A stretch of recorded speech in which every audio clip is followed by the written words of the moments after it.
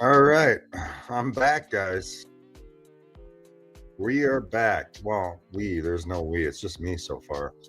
Maybe somebody can call in. I'm here to discuss the film Terminator and Terminator 2.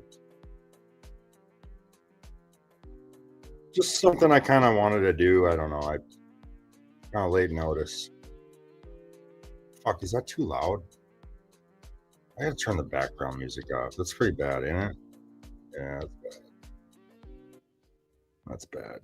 We'll turn that down. How's it going, guys?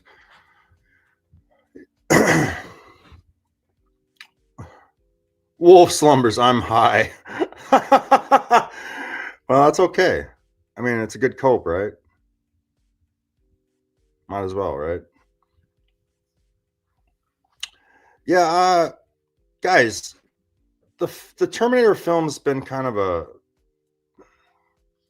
it's a movie I've argued with my brother over the years numerous times. I mean, we constantly argue about these films, both the first and the second film.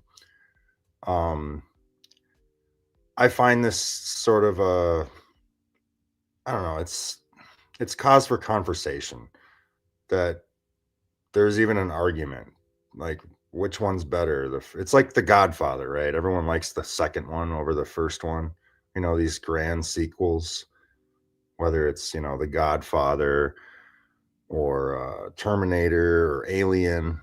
Aliens is a big time sequel, and I don't know. It's just something I kind of wanted to do off the cuff. I haven't really taken many notes, but I've had some long talks with my brother about this film. I was, I think I was about 9 years old when I saw this in the theater. My boomer dad took me to Terminator 2 in the theaters, and I'd never heard of Terminator. And, obviously I'd never seen the first one. It's one of those things where when you're young, your parents take you to the movies, as a millennial kid or whatever, and you see the sequel before the first one.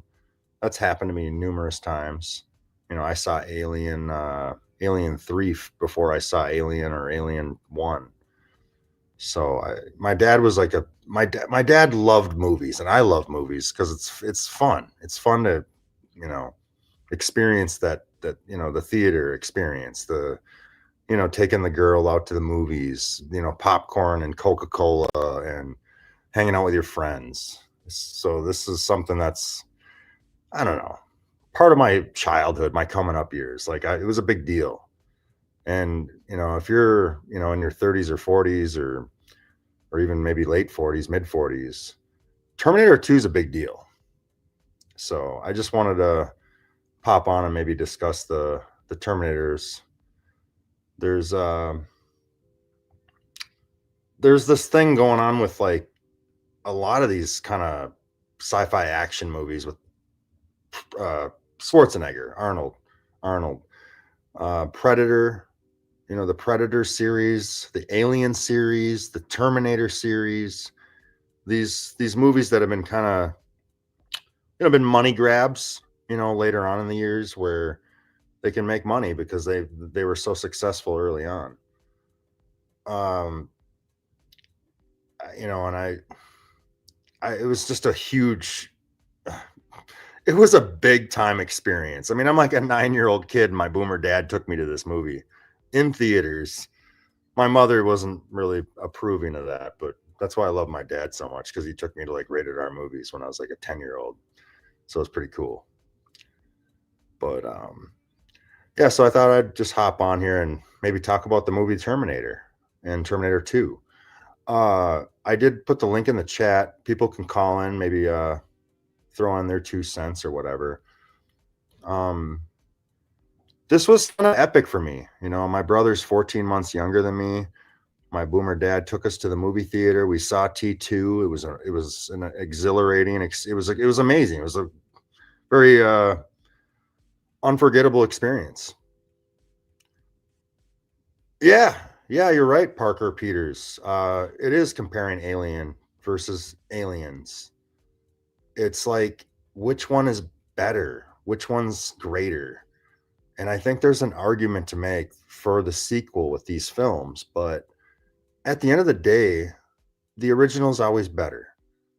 And that's why I'm here. I'm here to defend the original film and to explain why it's a better movie. Everybody loves, the everyone loves T2. And I loved it. I was a stupid young kid when I watched it. Yeah, T2 is more fun. Thank you very much, Mark Sanchez. You're not wrong.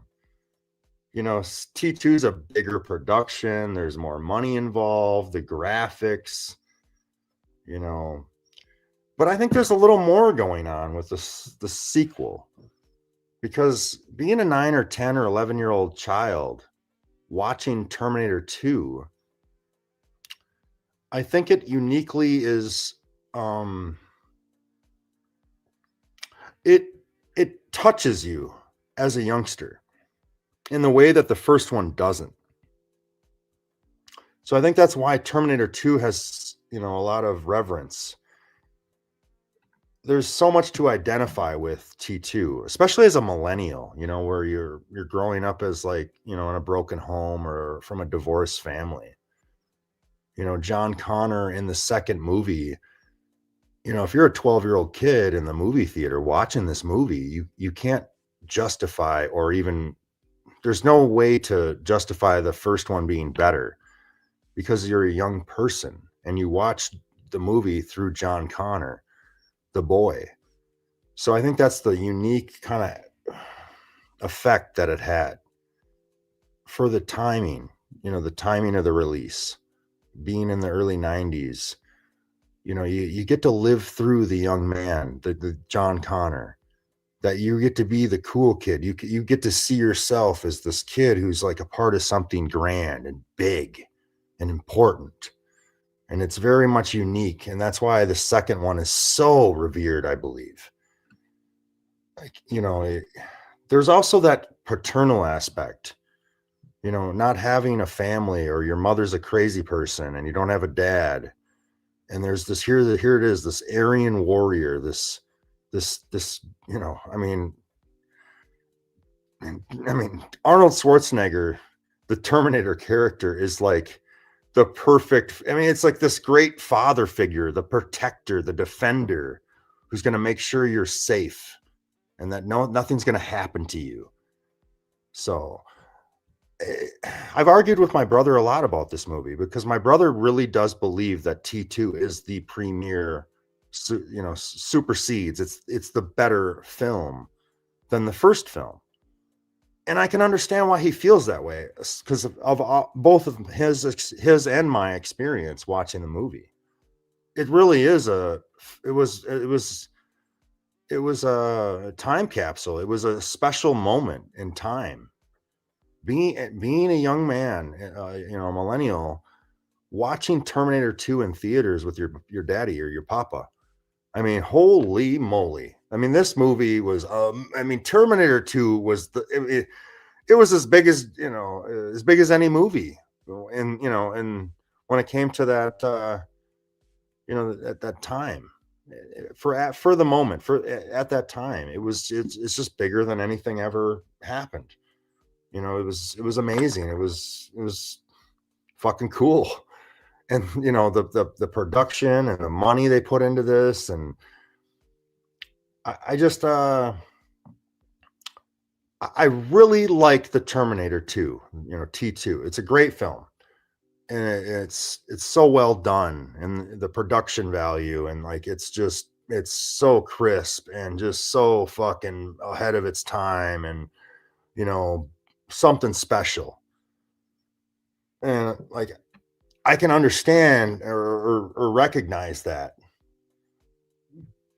And I did touch on it, like the paternal father figure, being someone who's there to protect you. you know maybe you came from divorced parents and you didn't have a dad, and this movie's like the fucking ultimate movie, because it's got that paternal factor. It's the great Aryan warrior comes back from time to save the day, and you almost get to, like, be his buddy. It's not even just like the father son experience. It's like you have a friend who's like bigger than life. So there's just so much to I don't know. There's just so much to take away from that experience. Like, you know, with what me and my brother, kind of, we were there. We were in it, and it was cool. But I don't want to do the whole T2's better than the original. Like, to me, it's like it's it's like timing. It's like where are you in your life? You know, because there's Gen X and like boomer types or whatever that they watch the first one in the theater and they experience something special as well. Like, I can't put myself in their shoes in this, in the early 80s or whatever, and to be able to experience that in theaters, being like my from my elders, they saw something special as well. Like, sure, yes, people from my generation, yeah, they might have seen and experienced something unique or kind of cool, but I don't think you can discount what people experienced in thank you, text Pat, a text Pat, the '84 experience. Like, I was born in the mid '80s, so I can't really discount what their experience was seeing the original for the first time. That must have been a big fucking deal. And as great as this sequel was, it's just not as good as the first movie. And I saw it in theater as a young man. Like, I can have this sort of more objective opinion. I'm not trying to, like, do this whole I know everything or know more than most or whatever. It's not what I'm trying to do. But you cannot discount the first film. I mean, the second movie's amazing and I love it. It's great, right? But there's something also to take away from the first film. These are two different movies, and depending on where you are in your life, that sort of matters. If you're a young kid like I was watching the second one, you could never imagine the first one being a better film. In fact, I watched the first one after I had seen the second one in theaters at home on the VHS or whatever with my brother or whatever. My dad rented it for us. We watched it, and of course, Thomas at age 12 watching T1 versus T2 in theaters. There's no comparison, but there is when you get to get a little more maturity. You grow, you become a little older. You can appreciate some of the different concepts and different things that are going on with these two films. And I'm here to just kind of get it out on record to discuss and just explain what it is I think about these two films. They're both great. Don't get me wrong. I love Terminator 2. I love Terminator 1. The original Terminator is awesome. They're both great movies. Just like what's his name in the chat talking about the film Alien and Aliens. Everybody loves Aliens and thinks it's the best film of the franchise. I think it's literally last place. Like, out of the Alien films, Aliens is literally like last place. Everyone worships the second film, and I just don't understand it. Like, it's not that good. It's just like fun and action packed or whatever. And there's more going on with Terminator, though. The Terminator 2 movie, it's just special. It's unique. And, you know, I don't want to take away from the second film. Like, I do love it. Don't get me wrong. Yeah, Alien 1 is the best film, Park 1089 1059. Yeah. Alien 1 is the best of all the Alien franchise.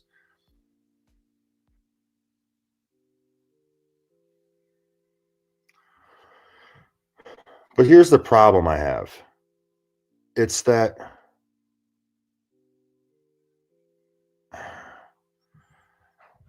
For me, the original Terminator is just a better film. When you come up and grow a little and get you a little more years in and a little more maturity, I just don't think you can compare the 2. There's the sequels are never better than the original. Let's just get that out of the way. I mean, as much as people like this Godfather Part 2, and it is a great film, the original Godfather is better than Godfather 2. I don't care what anyone says because, well, at the end of the day, Godfather, the original Godfather, Marlon Brando, the real Godfather, is that sort of matters. Like you can't do the Godfather in a part 2 and then you got the little son or whatever in the second one. Like that ain't gonna work. That's then it's not the Godfather anymore. He's the son. He's the little, he's he's not the real, true Godfather. So that's there are good sequels, and T2's up there, Godfather 2 is up there, Aliens is up there, but they do not supersede, they do not surpass the original. The original is always the best. That's the point I guess I want to make. And for me, once you get a little older, you've matured, you realize like, wait a minute, Terminator is the more serious film.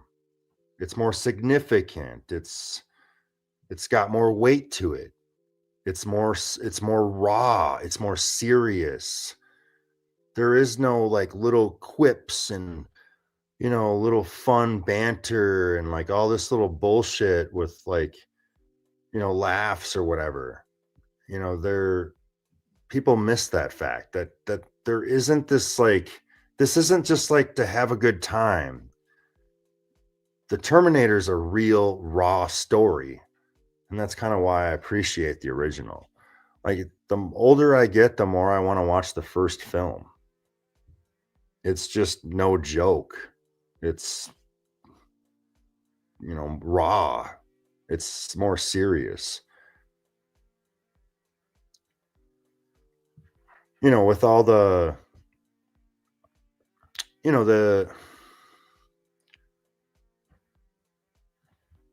yeah. You guys talking about Shrek in the chat? Jesus Christ! Yes, I've watched Shrek, but is the second one better? Maybe it might be. No, the second one's never better, and that's kind of my point.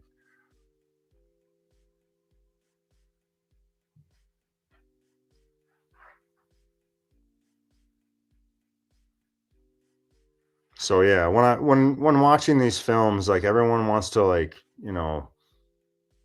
hold up the second film as being the more premier film or whatever. Sure, it's more polished. Maybe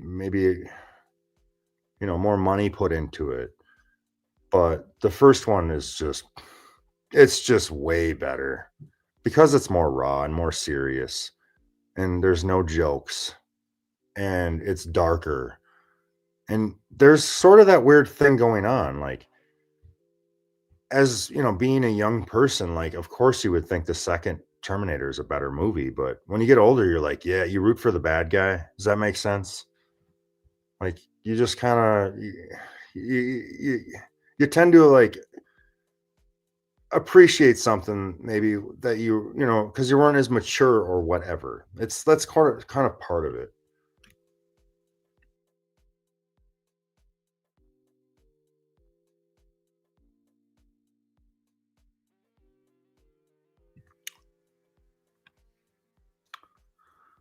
Oh, dismal. Yeah, we'll have to do that debate.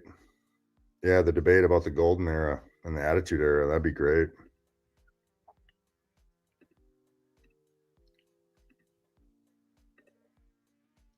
But yeah, I'll take a few calls if people want to chime in and discuss, maybe give their take about these two films. I really didn't have a lot of notes, but this annoys me that people want to,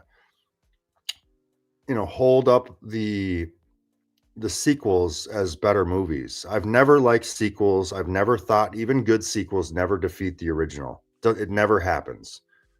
And I discussed Godfather, Aliens, Terminator. These are like quote the films that that people hold up as like the better films, the better sequels. That's all wrong.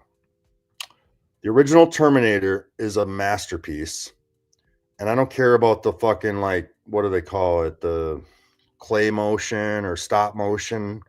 Oh, the original Terminator didn't have it was too fake or it didn't hold up with the effects or whatever. Like fucking that doesn't matter. Had a better story. It was scary. It was darker. Like we don't want a feel good story.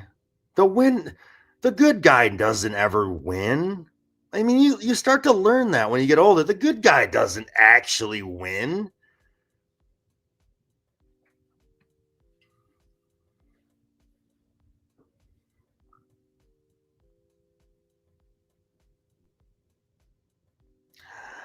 I can't watch the golden era. Dismal. That's funny.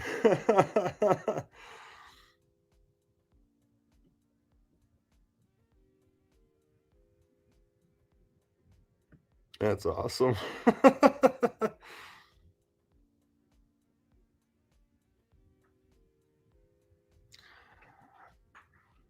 Yeah, there was something to the and Terminator 2, the importance of fatherhood though, I think was kind of like downplayed or underrated. Like that was important. I think it was meaningful.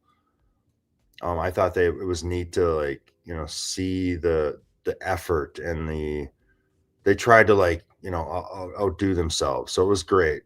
Like, I like that about the second film. I really did. But I argue with my brother about it all the time. Like he most people think to me, if you think the Terminator 2 is better than the first one, like there's something wrong with you. It's same with Aliens, same with Predator even.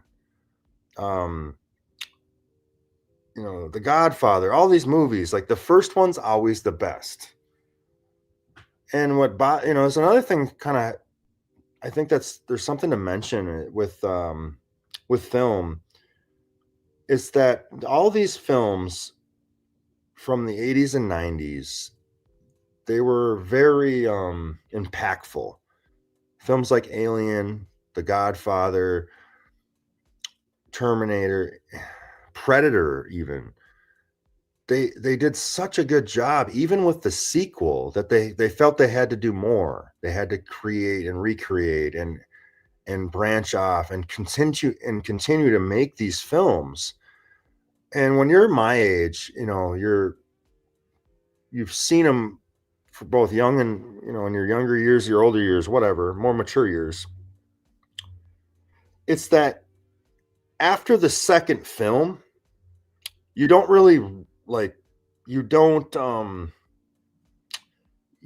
even consider the rest. You don't they don't matter. They're you disregard them. So like I can't watch Terminator 3 or Terminator 4 or 5 or however many movies they made. It's the same thing with Predator. Like after the sequel, it was over. You can't watch and appreciate these films. Same thing with Aliens or even The Godfather. Like Rambo too, another one. First Blood. Like I can't watch Rambo movies. I know everyone loves Rambo, fucking 2, 3, 4, 5, 6, however many. I only watched the first one. Actually, I didn't even watch the second one's terrible. So it's just something that I noticed with these films, like that, everyone like came to appreciate. And they try to keep doing the redo bit, and it didn't work for me. Like I can't do it. I can't watch Star Wars is another one. Thank you, Larry Dunce.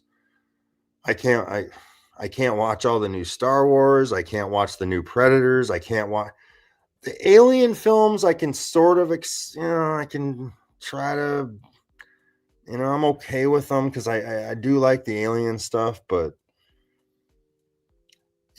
Predator, whatever, 3, 4, 5, Alien versus Predator. I can't do all this shit.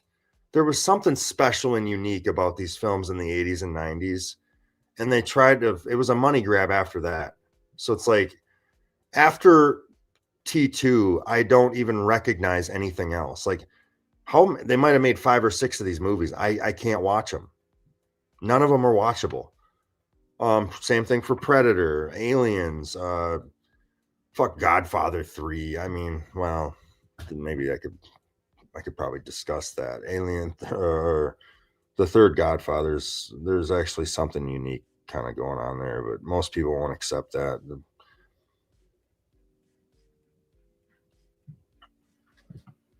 There was a comment I read though about Terminator 2, and it was about the mix of both hopelessness and hopefulness that that Terminator 2 is sort of that feel good story.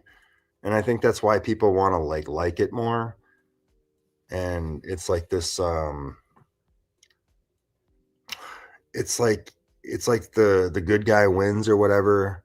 Like, and I get it the first one, they survive or whatever, but in the first Terminator, but it's such a more serious, raw, dark, kind of weighty film compared to the first one. And I think that there's the problem with the second one being sort of hailed and you know um revered more than the first one is because of generational divide. I mean, if you're talking to anyone under the age of 45, they're going to tell you that Terminator 2 is the premier film. But if you're older than 45, or if you're not retarded, you'll realize the first film's better. The first film is phenomenal, and it's way better than the first movie. The story, the script, the writing, the the car chases, the rawness of the movie. The Terminator can't be a good guy. I think that's sort of the fucking biggest takeaway from this. You can't you can't have the Terminator be the good guy.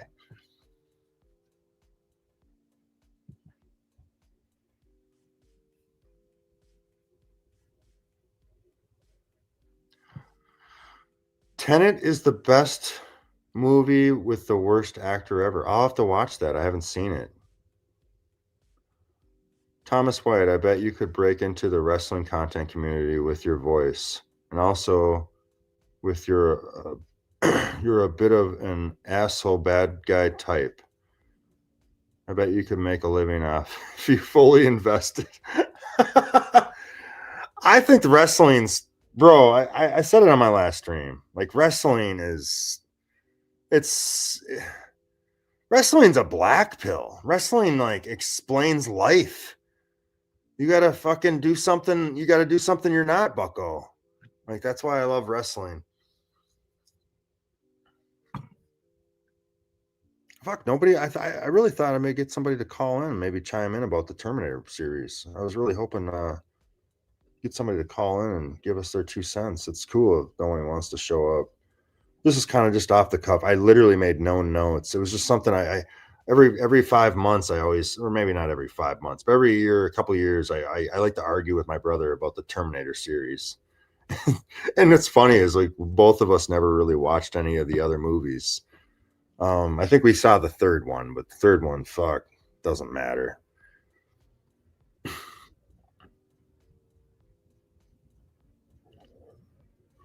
Yeah, Larry Dunce. I don't go to the movie theaters. Do movie theaters exist?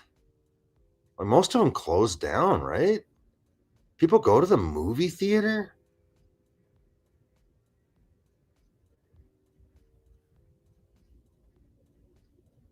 Yeah. And to the person in the chat, I did watch Master of Commander. The best movie though? That's a reach, Bucko. I liked it though. It wasn't bad. It was worth a watch.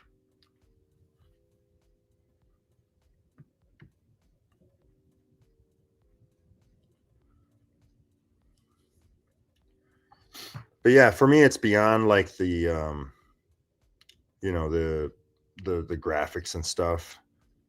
Um, there's one thing I think that's maybe I don't want to say it's missed or um something that's maybe overlooked with the Terminator series. When I say the Terminator series, I'm talking about the first two films. We're not talking about the rest because I never watched them. But something that's missed, I think, with Terminator is the cops.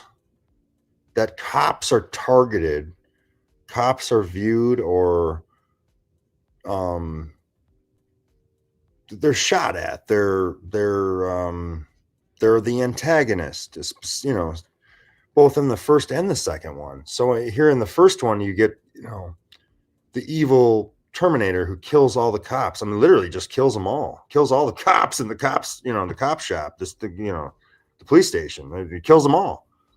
And then in the second film, James Cameron, chooses to have the antagonist, the bad Terminator or whatever, is literally identified, or is a cop, or becomes a cop, or through the way he morphs into whatever the first person he kills happened to be a police officer. I just think that's something that's maybe overlooked with the Terminator. It's a cop killer movie. I mean, if you want to watch cops getting shot at and blown up and shot at and taken down and fucked over, and I mean that's kind of the appeal I think with the Terminator. You get to see cops get blown up and shot at and beat up and killed and whatever. So it's something I think that maybe most people don't really point out. I mean, I don't know, maybe I'm wrong. Maybe many people have pointed it out, but I haven't really watched film reviews about it. But you watch a film like The Terminator and Terminator 2, I mean, you get to see cops get shot at. I mean, that's kind of you know, and there's an appeal there. The kids running from the law or whatever in the second one, and and his buddy, he covers for him, like he doesn't snitch him out. He the redhead mullet wearing dude. It's like this. There's like a special appeal, like where the get one over on the police, get away from the police, shoot at the police, kill the police. I think that's something that maybe shouldn't be overlooked or downplayed.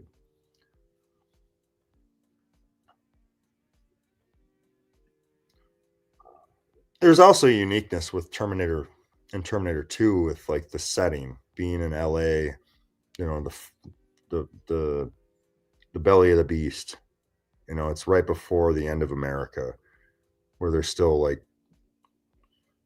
demographics aren't totally lost yet, and you get to see this, the LA scene before it becomes totally brown. Even in Heat, some of these other movies, Michael Mann, Michael Mann did the LA scene, the original Dirty Harry. So it's kind of nice to watch some of this. There's some nostalgia with these older movies that are based out of LA. Like this is a forgotten time. I mean, you're not gonna experience LA is not going to be what it once was. It's Mexican now. It's not. It's full of brown people.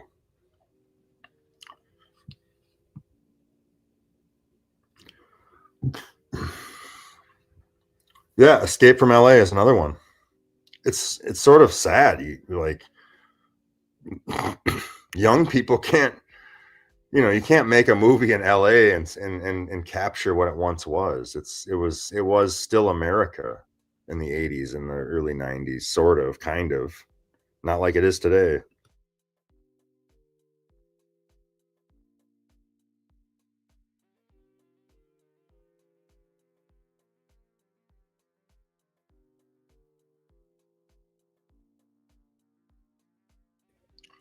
Yeah, Dismal, I agree. Anime is just I can't do it.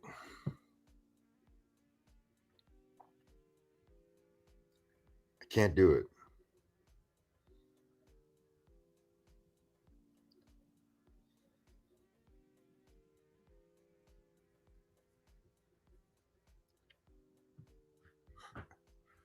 Exactamundo.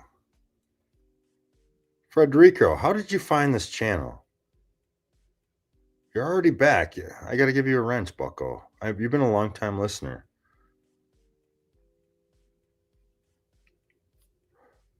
Robo Kirk versus George Droid. They need to make a movie. That's a good comment, bucko. I like it. I like it.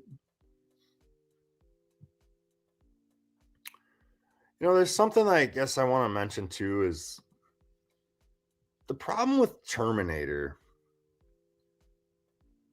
There's a weird thing going on. So we have films like Alien and films like Terminator. Well, actually, the original Terminator, she was like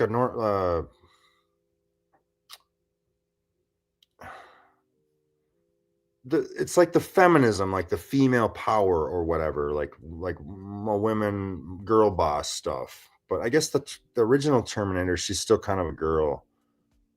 She's still kind of a lady. She has sex with the main protagonist or whatever. But then the second one, it's like full blown like girl power, boss babe, fucking I don't need your help. I can take care of myself. That's like literally like a quote in this, the film. Like I can take care of myself. Um so I think there's something like there is that propaganda with these films. Like the original Alien, I talked about it with Pat. I talked about it with Autisticus, Spasticus, or whatever. This female lead, the feminist lead, the girl power, you know, butch dyke, lead or whatever, tough girl. There is that component of these earlier kind of like the propaganda with the 80s and 90s, like women can do it too. They can be the action star, the main, the one who gets the glory or whatever. Sarah Connor and the alien, the broad and the aliens. Yeah, there is that kind of subversiveness, I should say. Can we go that far? Subversive? Yeah, probably.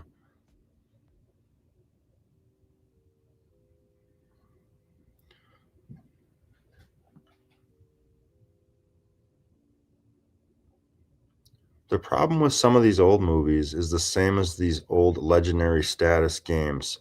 Most of the unwatchable, unplayable, most are unwatchable and unplayable after a point. Yeah, that's a good point, Wildcat. Yeah, that's there's something to say for that, Slick on Top. That these characters, when you're watching them on screen, you realize that they're not as old as you think they are. So in 94, when Jurassic Park came out, the main characters, when they first see you know, the first dinosaur, I don't even remember the dinosaur's name or the species or whatever, the tall neck ones or whatever. They show the image of the main characters in the film, Brachiosaurus or what, I don't know the name. It doesn't matter. But you think these people, like, when I rewatch them, I think, my God, like Sam Neill and the chick in the movie, they're literally 27 and like 23. Like everybody looks old back then in sports and movies. Like you watch the original Jurassic Park, you think Sam Neill's like a 48-year-old man. He's in his 20s. That's amazing. That blows my mind. They look so much more mature and older. Like all of us, my generation and anyone younger, like we're just stuck in Arrested Development, the plastic in the water or whatever in the food. And we're all like, we all look young still. It's just weird. It's just crazy when you find out these people's age. Yeah, Sam Neill. Fuck, he's literally 27 years old in Jurassic Park, the original Jurassic Park. He's under age 30. That's crazy. I can't even believe that. Honestly, I have to like maybe double check. Maybe I was lied to. Maybe it was a meme on the internet and I just bought it. No, I'm pretty sure I'm right about that though.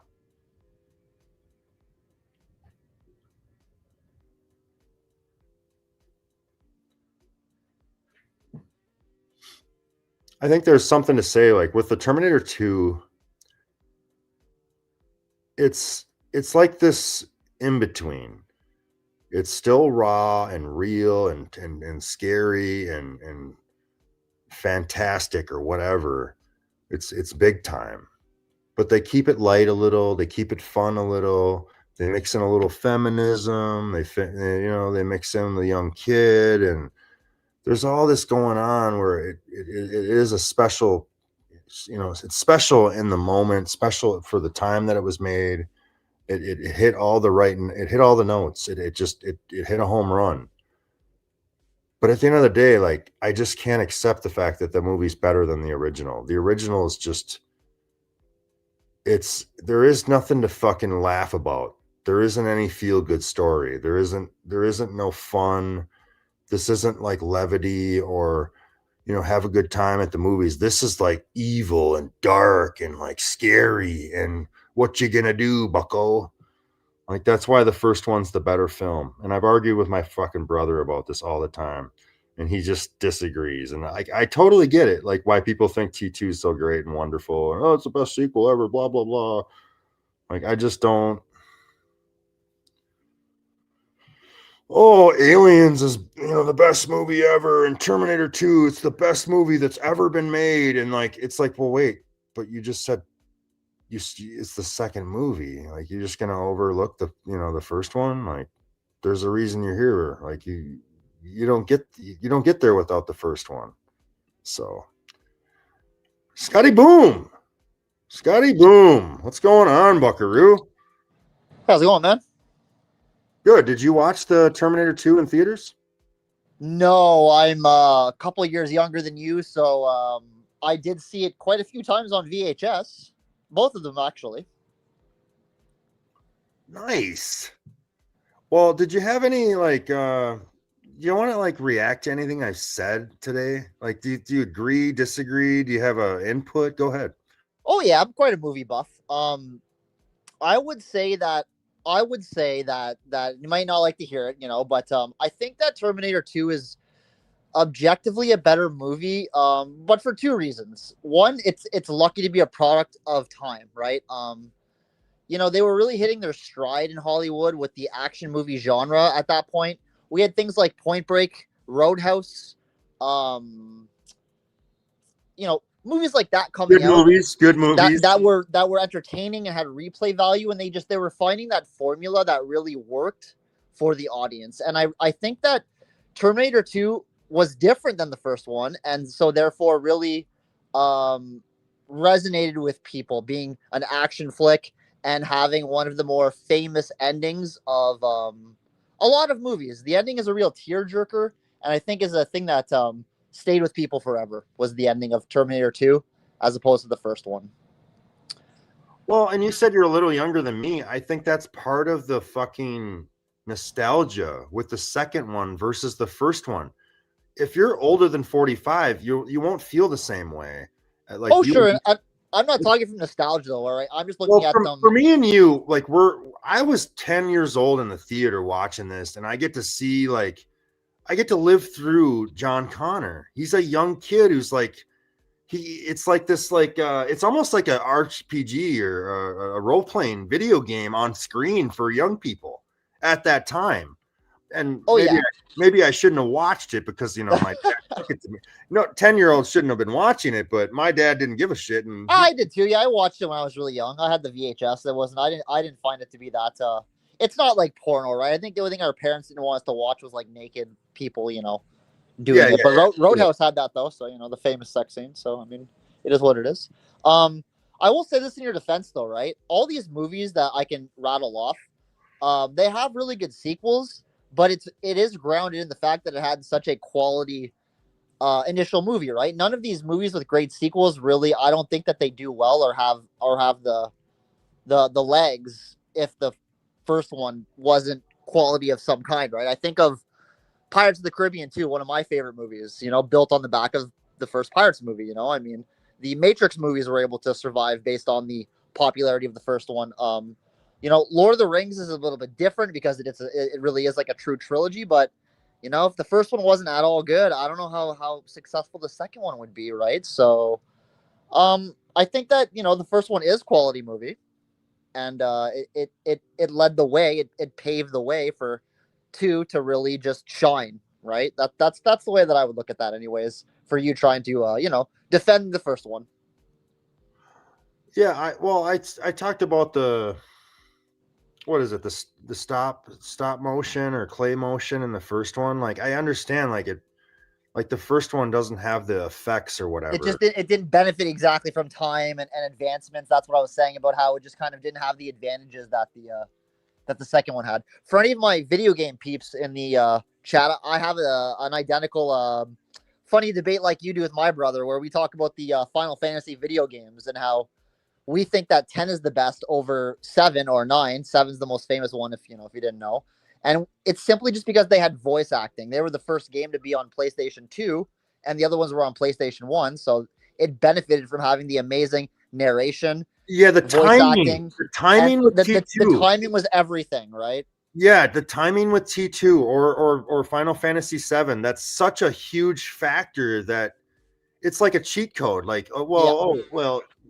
sure, sure, you got to play on the next, you're in the next, level or whatever, but Yeah, and like I said, I think 10 is the best. I think 10 is better than 7 because it had the voice narration, and the deep story was able to be immersive because of the literal. You didn't have to imagine it. You didn't have to read it. You can hear it, did right? you It ever was very play much so. Grand Theft Auto?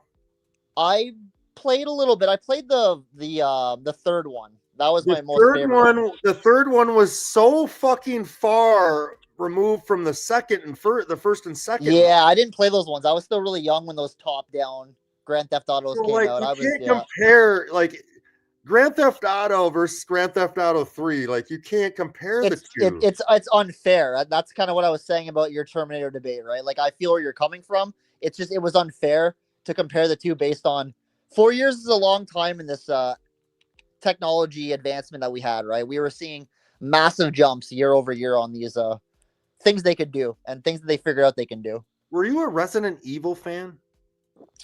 No, I wasn't. See, Resident Evil 2 versus the first one, it's kind of like reminds me of the Terminator. Like it's just it's different. It's a different game. It's a whole different kind of realm, different world. But I, you said I will say this though, I'm surprised that you don't have any what am I looking for? Revisionist or any black pill about Sarah Connor, because I don't like Sarah Connor, especially looking back now. It's like, yeah, it's easy to hate her. I don't like any boss babes. I don't like these femme fucking fatales. I don't like this. You know, she's basically a single mother, right? It's like, oh my yeah, god, I it's kind don't of need no blasphemous man. almost. I don't need no Yeah, yeah. man. So I don't like that. You know, I don't like that. It was the typical '90s single Well, kid from let a me throw this broken at home. you, Scotty Boom. Let me throw this at you. Okay, fine. She's not feminine. She's not ladylike, but there's no sexualization. You know, Well, being there's a that young, sex scene. There's the sex scene in the first one, isn't there? With her and John. the first one. I'm talking about She the got second film okay. Yeah, yeah. specifically, Fair enough. Yeah. where you get well, even in the Alien movie, there is a little bit of sexualization, but it's sort of nice to. Well, maybe that's a bad thing though. Like we're watching women behave, and we're not thinking about sex as maybe that's a downfall or a bad thing about it. Women are supposed to be women, right? Yeah, no, I But don't know. I mean, not having tits and ass is sort of something to maybe appreciate when it comes to like the average or the general public consumption. well, they handled everything much better in the past, right? Like it wasn't so obnoxious, it wasn't so overbearing, it wasn't so used as a troll job. Really, I think that it was just more done in good taste and good faith, at the very least. Back then, I can give them grace for that, right? It's not her fault that things have degraded so badly that I look back on it now like, oh, just another bitch void, obnoxious single mom. You know, it's not their fault. 30 years later or whatever, 50 years, however long it's been. You know. Dismal. Oh, should I read it? I'll read it. Dismal's in the chat. Scotty's a great content maker. He's like a nerdy GameStop employee who got radicalized by race and women. That's a good comment there, Dismal. You want to react to that? Go ahead, Scotty. Well, I mean, aren't the GameStop employees usually pretty sub five blue pill dudes? My lady, I'll save my lady. I'll save her from Chad. I'm a good guy. She should be with me. I don't really fit that mold, I would say. Yeah, no, I'm not saying you do. It's just No. I'm done with the comments. Look at the comments. I always was nice to the GameStop employees, though. They were cool, but well, what's unique about Terminator 2 is that it's the in between when it comes to practical effects and digital special effects. They didn't go all the way with the special effects. They used practical effects. Sarah Connor, the actor, which I forget her name. And yeah, I can't remember either. Linda something, Linda Hamilton, I think. Linda Hamilton. Yeah. So when I'm talking about practical effects, which I was a big zombie fan, the original Dawn of the Dead, Night of the Living Dead, Okay, these sure. old zombie movies with practical effects. Well, with Linda Hamilton and the fat ginger, the fat ginger cop in the movie, these people are twin sister, twin brother. So they didn't need to do these special effects to have the same characters, going after each other or whatever. They're literally using their twin in the film. And that's kind of unique in that time capsule, that the moment in the early 90s where they are using special effects in Terminator 2, but they use a lot of practical effects, and they have twins with both the fat ginger cop in the the mental institution where he gets stabbed by the coffee machine. That's not the same actor. That's a twin brother. So My favorite director is Christopher Nolan. I watched a lot of the special features back behind the scenes documentaries on the Dark Knight trilogy, and he was really adamant about trying to use as much real, like not overusing special effects, right? Like they really did flip the bus, they really did blow shit up, they really did blow up the hospital, things like that, right? They crafted some really cool stunts with real explosions, real feeling, real situations. It wasn't just all digitalized. So I can definitely resonate with what you're saying about authenticity and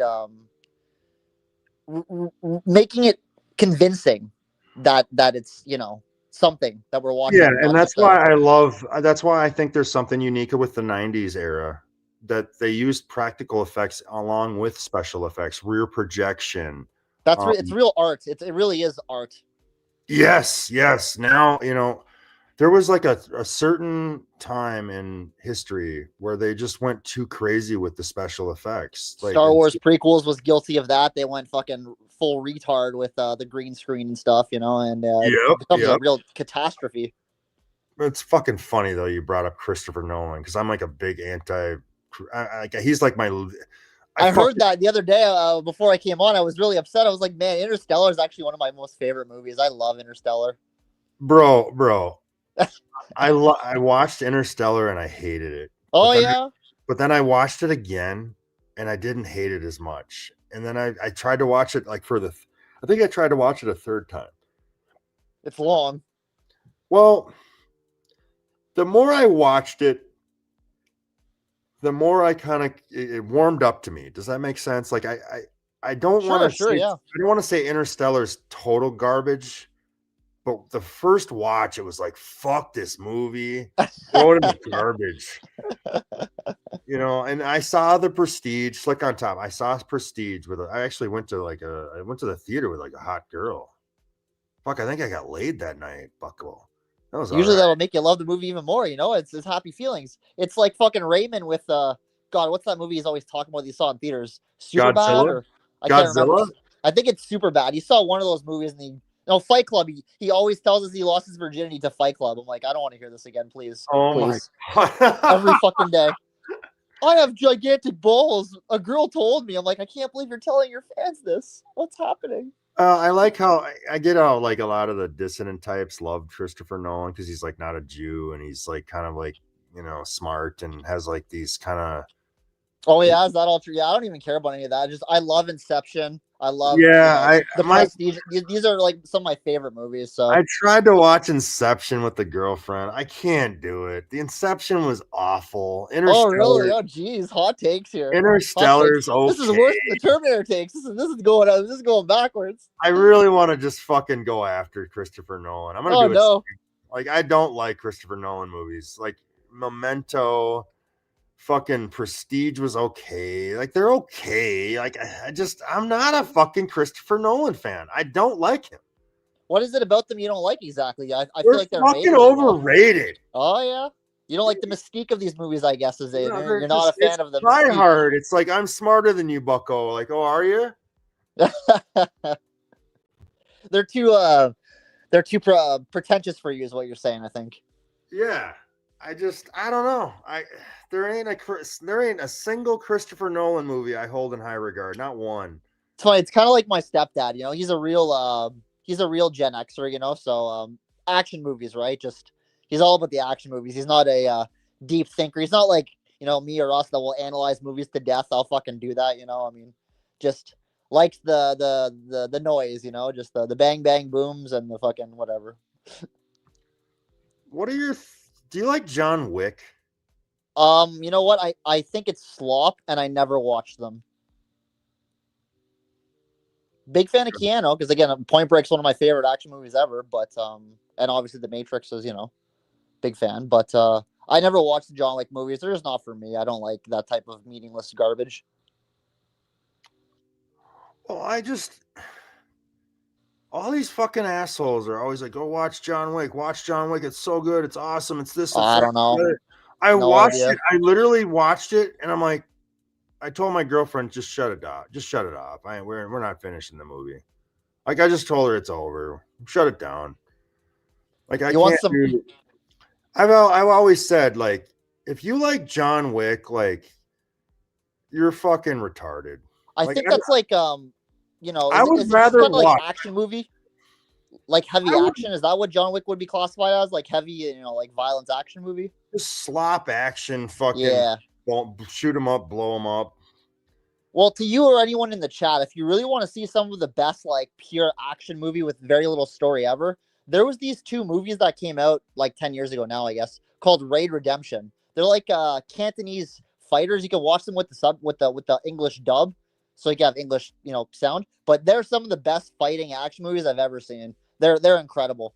Death, the guy's a SWAT officer. So they start with the team going into the crack buildings one floor at a time. They run out of bullets, fights with knives, runs out of the knives, fights with hands. It's real fucking vicious stuff. It's pretty cool. I would recommend those to anybody. The Raid Redemption. How did you find out about the Raid? Like what? Well, it was in theaters for a very short time. It actually went to theaters, like mainstream. So, I mean, saw them there. Really cool movies. What year? Just no story.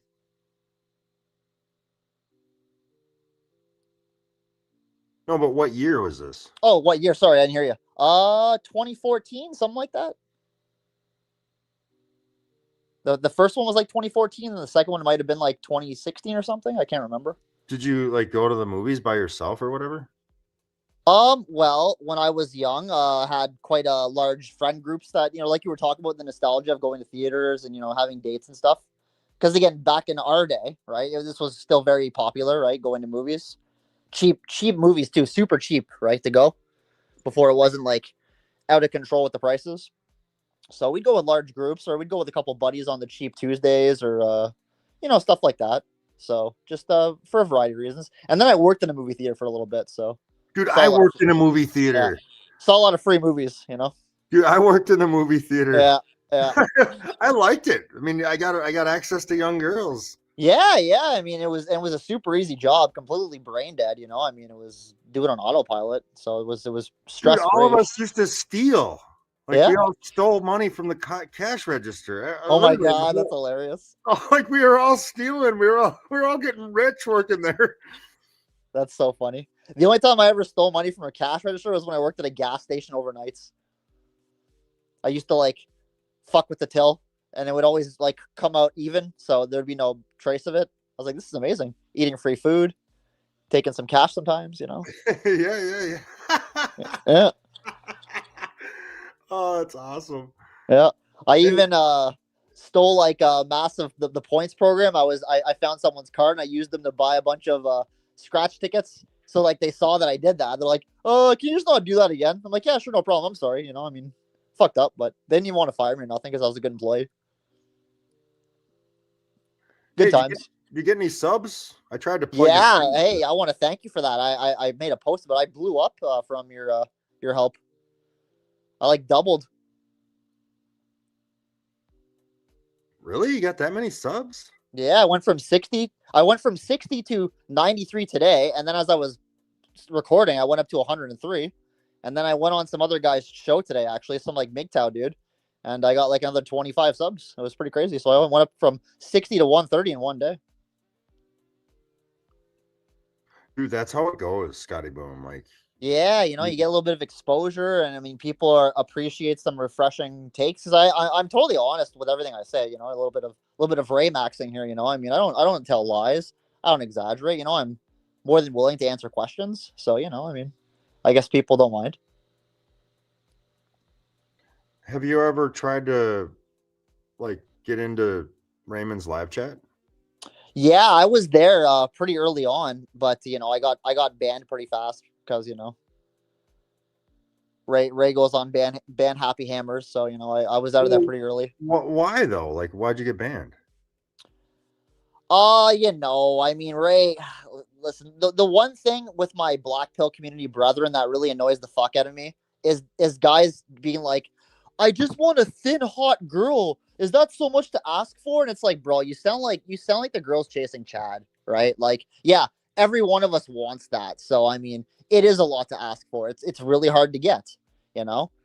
It's like you're Well, making it sound like it's just like, oh yeah, that's so easy. So I would tell him like, bro, you're like a sub 5 dude. You know, it's not gonna happen. Like, you know. So do you think got Raymond's got bad. do, no homo, but do you think Raymond's that like grotesque? Yeah, unfortunately for him, like women, there's two things that will just plunge you to a zero, right? No hair and bad teeth, right? So women see that and they really, I mean, they are harsh judges. You know, they don't tell you out loud, but he got made fun of really badly by the tradcon whores on Twitter when he posted like a shirtless picture of himself once. They were ruthless to him. All those YouTube whores really bullied the fuck out of him. Unfortunately, the market will tell you what they think, right? And women are pretty unreasonable, even more so with even just regular guys that are not very cool. But yeah, no, I don't. I think it's pretty tragically hopeless for poor Ray. You really think it's that? Like, you don't think he's gonna make it at all?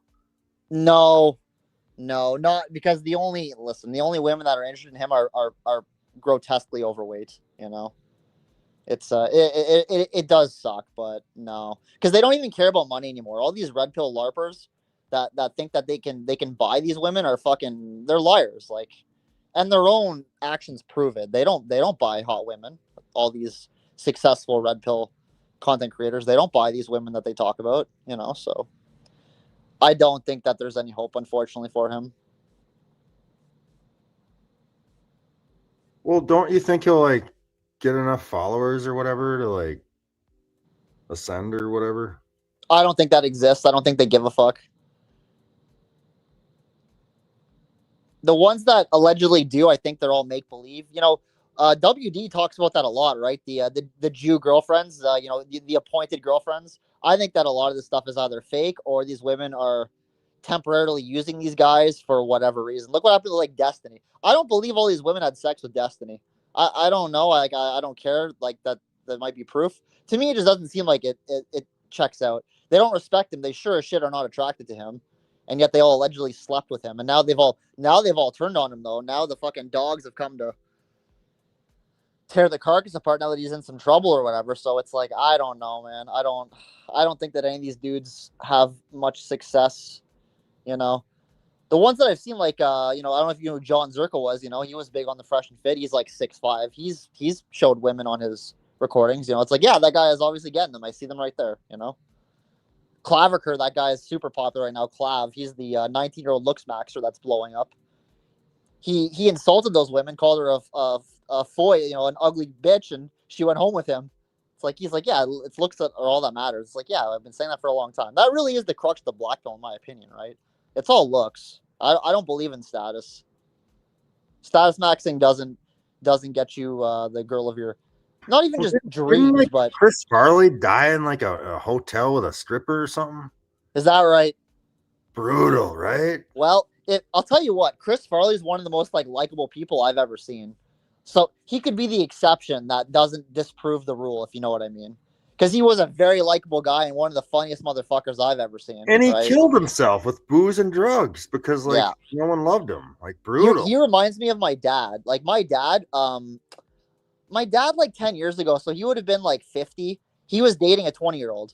It really happened for him, and he went all the way. In the end, they broke up because she wanted to have a baby, and he didn't want to have one anymore. But he's a really likable guy. He's really funny. He's really chill. He's like he's not like a Chad, but he's a manly man. Likes to fight, likes to be strong, and I guess he resonated with her. But he's the exception that doesn't prove the rule. Chris Farley, what a fucking legend. Who wouldn't have wanted to be around that guy? His Chippendale with Patrick Swayze is one of the funniest things I've ever saw in my life. I know, right? We were gonna hire you for the bigger, fatter women of our establishment, but then we thought, better not. We're gonna go with the other guy. Just rip Patrick Swayze, fucking legend. What a gem that guy was. Love Swayze. God, fuck, man. The whole thing of you're kind of bringing the black pills tonight, man. Oh, I'm sorry, man. I didn't mean to do that. I know we're talking about movies. No, I'm glad you're bringing it, man. I don't fucking care. It's just people in the chat are it is a bit demoralizing. Really, just well, hang it up. If you're not a big dog hot shot, just Well, life isn't fair, right? Unfortunately, as men, we find that out real early. You need to take stock of where you fit on the paradigm. Unfortunately, you need to have self-awareness, right? I mean, it's harder now than it's ever been, so it's really messed up. Guys used to be able to kind of punch above their weight. We've seen that, before our time, even when we were young. And that's not my fault. I'm not the one that's confirming the reality. It's just the way that things seem to be right now. But if you can find where you fit on that scale, and if you are, like I said, a guy that can appreciate inner beauty or date on your level, maybe there is hope for you. I mean, that is a different conversation. Again, poor Raymond is literally looking for a Becky or Stacy Light. You know what I mean? Wait, is that really Becky or Stacy when a white guy just wants a looks match that's not fat? Is that well? Becky, I call it the 6 = 10 rule in the present era, right? If a girl is a 6, she may as well be a 10 because she knows it and everyone else knows it. And there's plenty of guys that will call her a 10 regardless. So to answer your question, if she's thin, if she's not blown out, if she's not a single mother, she's probably going to be seen as a 6 by most guys. And to me, a 6 may as well be a 10 in the present because they have so many options and they have so much runway and time and they have so much chances to fuck up and recover. So if your little Mexican girlfriend or whatever gets killed in a car wreck tomorrow, what is your approach at life? Probably GG, right? Probably good game. I don't have any more lives left. I've used up all my. I've had extra time too. I've really fought off twink death for quite a long time. Unlike most people, I look at people that were in my grade and I'm like, Jesus, they look 15, 20 years older than me. Even recently when I had a video blow up, I had some. Do you attribute that to weight mostly? No, I have really thick hair. Hair. I look really young. Like when I was 18, I looked 14, when I was 22. Like it followed me. Even recently, I had a video blow up with the blue pill normies, and they came to troll me and just call me a bunch of names, and they're like, you're just young and you'll understand this one day. I was like, bro, I'm 38 years old. I'm not fucking young. But they saw me and they just thought that, they didn't know what age I was. Yeah, Wildcat in the chat. I didn't drink any alcohol like mostly through my entire young adult life. I didn't touch alcohol hardly at all till I was after 30. Like that does help. Like Liquor will age you. Liquor will age you. alcohol will age you out. Like if Beer is pretty tame. Beer you can get away with. I drank a lot of clubs. you're drinking whiskey and booze and drinking 12, case of beer, you're gonna fucking age out so fast. Alcohol is very much. That's why I kept my youth in my hair and my skin or whatever. Like alcohol, but I love alcohol because I'm old now. Like it's great. Fuck, alcohol is the best cope ever. But it ages you out so fast. Yeah, I partied a lot, but I only drank when I went out. I was never like a at home drinking in the middle of the week type guy. I mean, I drank when I went out every night for a while, but only for like a 6-7 year run.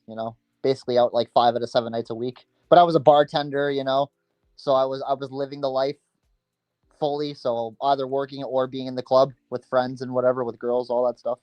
Do you have any like bartending stories? Like I'd love to hear something. Like you saw something. Yeah. Well, sorry, I'm chewing on an edible. Nice. You got the edibles? Is it legal? Are you doing illegal activities over there? In Canada, everything's legal. You can shoot up here, homie. You're a Canadian? Yeah. I live near Collective Dismal. Canadian fucks, man. Yeah, I live near Collective. All you Canadians are always why the black pill's full of Canadians? What's going on here? Our women are insane. Like you think that they're bad there. I mean they are bad there, but they're really bad here. The women abandon us in Canada. Like they really hate us. They hate white men. We're under complete attack. It's a fucking war over here. White women are in a suicide pact to bring it all down. Like I'm scared our country's not going to last much longer. They just fucking hate us, man. And they hate themselves. I just can't believe you're Canadian. Of course you are, though. Yeah. Of course you are. Yeah. Fucking Canadians. Jesus Christ. I mean, I'm practically Canadian. Yeah, you're Midwest, though. Yeah, where you are, you're practically Canadian, too. We're very I'm Minnesota. I'm basically... Yeah, we have the same winters. Minnesota's basically Canada, man. Oh, yeah. It's woke gay shit. Oh, yeah. It's good stuff. But I'll tell you a little story that I was thinking of. Because of all this Me Too stuff, right? One night, I was in the bar with my brother and my friends, and I was so poor at that point. Always have been, but whatever. That's when I bartended, I wasn't poor. But he's like, I'll pay you $10 if you pinch that girl's ass in front of us that's dancing, And I did it, and she turned around, she slapped me in the face, and then that was it. She turned back around. The bouncer gave me a dirty look, and I went over to him and I explained to him why I did it. No big deal. And then she just kept dancing around me the rest of the night. It was really funny, like this whole hate men Me Too thing. It really did blow up in a way that like Celtic Cat was saying, right? Like they didn't experience women the way we got to. We got away with a lot of shit. We got to really like learn about them and be near them and kind of just like live that life with them. Where all the guys today, they don't. They have not had that luxury. It's kind of crazy, actually. That's what women have done now, though. They've really isolated themselves and segregated themselves from the male population. DoorDash and remote work. Don't you think that's fear mongering though? Like just slap her butt. Like you're not going to jail. Like, I did it, but that was a long time ago, right? No, I'm just saying like, everybody's worried about like Me Tooism. Like just pinch her butt, grab her butt. Like you're not. Oh yeah. But there's I've seen a lot of content of clubs now, and it's not like it was when we were there. There's no intermingling. It's just women going there to tease the guys or dance with their girlfriends, and a bunch of dudes standing around basically holding their dicks in their hand and drinking on a beer and sulking because it's pretty depressing. So I mean, I don't think that there's any incentive to go there anymore. But I'm just not averse to like touching her, like grabbing her hair a little, or just. Oh yeah. Like the whole being afraid to like physically touch women or talk to them, like that just seems cringe to me. But everybody else is saying, people in the chat are saying I'm retarded and that'll land you in jail. Like, well, I guess if you're a short little manlet with no hair. Yeah, I would get in trouble today. I agree with the chat. I wouldn't be able to do it today, but like I said, the thing is, guys, like I'm not saying I'm a Chad. You can see me on my channel. Celtic Cat was disappointed, but I'm good I looking don't think he enough. was disappointed. He did accuse you of being Anatolian or whatever. Yeah. I don't know. I was like, I don't know what that means. But I've always been good looking enough to get away with it, right? So they like Twink Max, just the kind of guy that's not the Chad, but the opposite kind that they reacted positively to all my life. So How I was short are fortunate. you? Well, I'm only 5'8", but again, Twink Max, right? So 5'8"? yeah, Fuck. never was a problem though. My first girlfriend was actually taller than me. Yeah, 5'8's doable. Like at least you're like a It normal. wasn't. It wasn't an issue for me back then, right? Like I had women of always good looking women too. Like I wouldn't lie about that. I never was with unattractive women. I was very blessed, but spent a lot of time alone too, right? Because I don't chase the fucking low hanging fruit. How'd the MGTOW chat go today?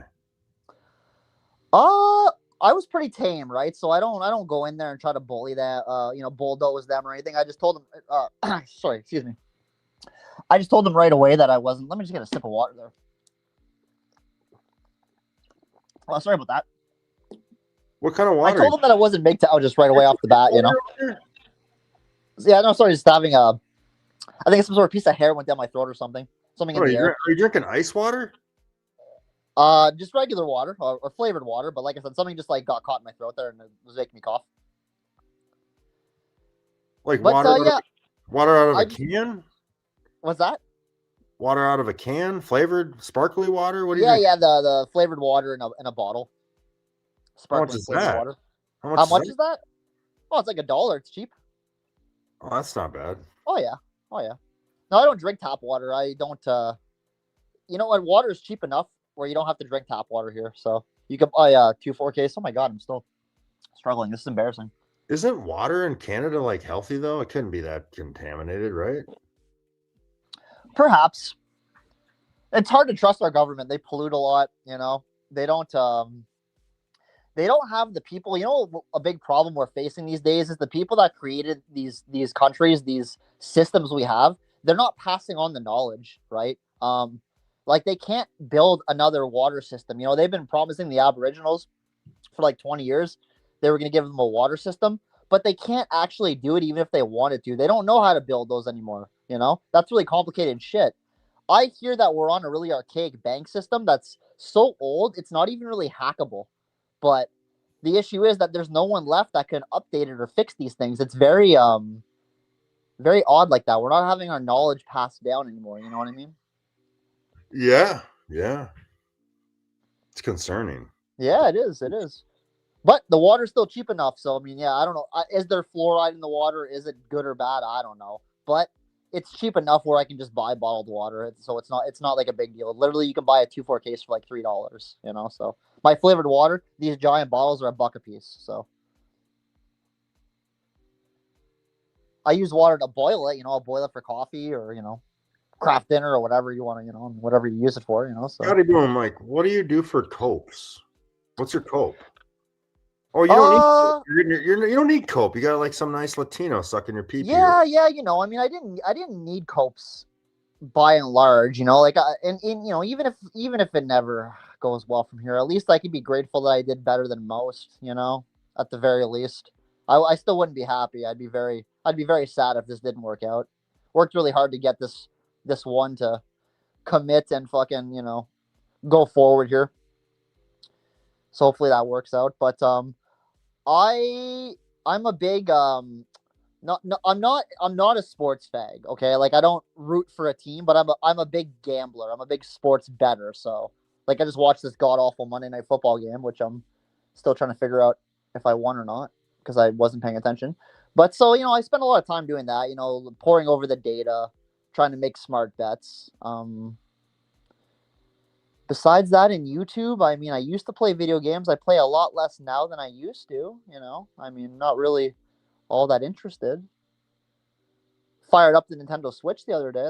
That's cool, but I mean, yeah, I think coping is tough. Rehab Room has a great saying that all copes must come to an end. I think it's really hard to have permanent copes. So that's my big beef with MGTOW, which again, that's what he was saying at the end, and I just don't push. I didn't push back. It's not my channel, and it's not my place to create controversy with nice people that were helping me out and being friendly. But talking about hobbies and copes. And you didn't really push your message, or you didn't push back? Oh, I did. I did. Just not about like anti-MGTOW. I just told them that I am not MGTOW, and that I don't think that guys want to be alone for the rest of their lives. And the data is pretty clear on that. That guys want to be in relationships. It's the women that are refusing. I did tell them that. People like me. They subbed really quickly. Actually, you said you had success though. Like having a woman in your life doesn't really matter, right? It's kind of overrated, right? Like a modern woman, like what do you get out of it? Like I don't even care if my roasty girlfriend called me up and just ghosted me tomorrow. Who cares? You know what's funny about this? I thought about this a lot over my life. I realized that I kind of always not lean, but talking to the mic. Sorry. I was drawn towards the liberal women. I was always with the liberal women, so I got used to their shenanigans. Their bullshit, their like feminist tendencies. I didn't get like bothered by them. You could just kind of ignore them or tolerate them. So yeah, I don't know. I'm not like a critters or something. I want to be with them, like not them in general, but a woman, right? Like I do want to have a girlfriend and not be alone. So I mean, and to do that, you have to accept that they have childish brains and they're irrational and they say stupid shit and they're maybe going to argue with you. So it's kind of the trade off to having consistent sex with them, I guess, for me. So yeah, I'm not bothered by their shit. I suppose I got used to it pretty early on. What's your take on like pornography? I'm annoyed that there's this idea that men are addicted to pornography because I don't think that they really are. I think that it's just the only like it's another cope, right? It's the only thing that they have that they could use to fill the void, and it doesn't really fill the void, but it's the best they can do. I think that men would trade porn for a girlfriend. So I mean, yeah, I agree. Yeah.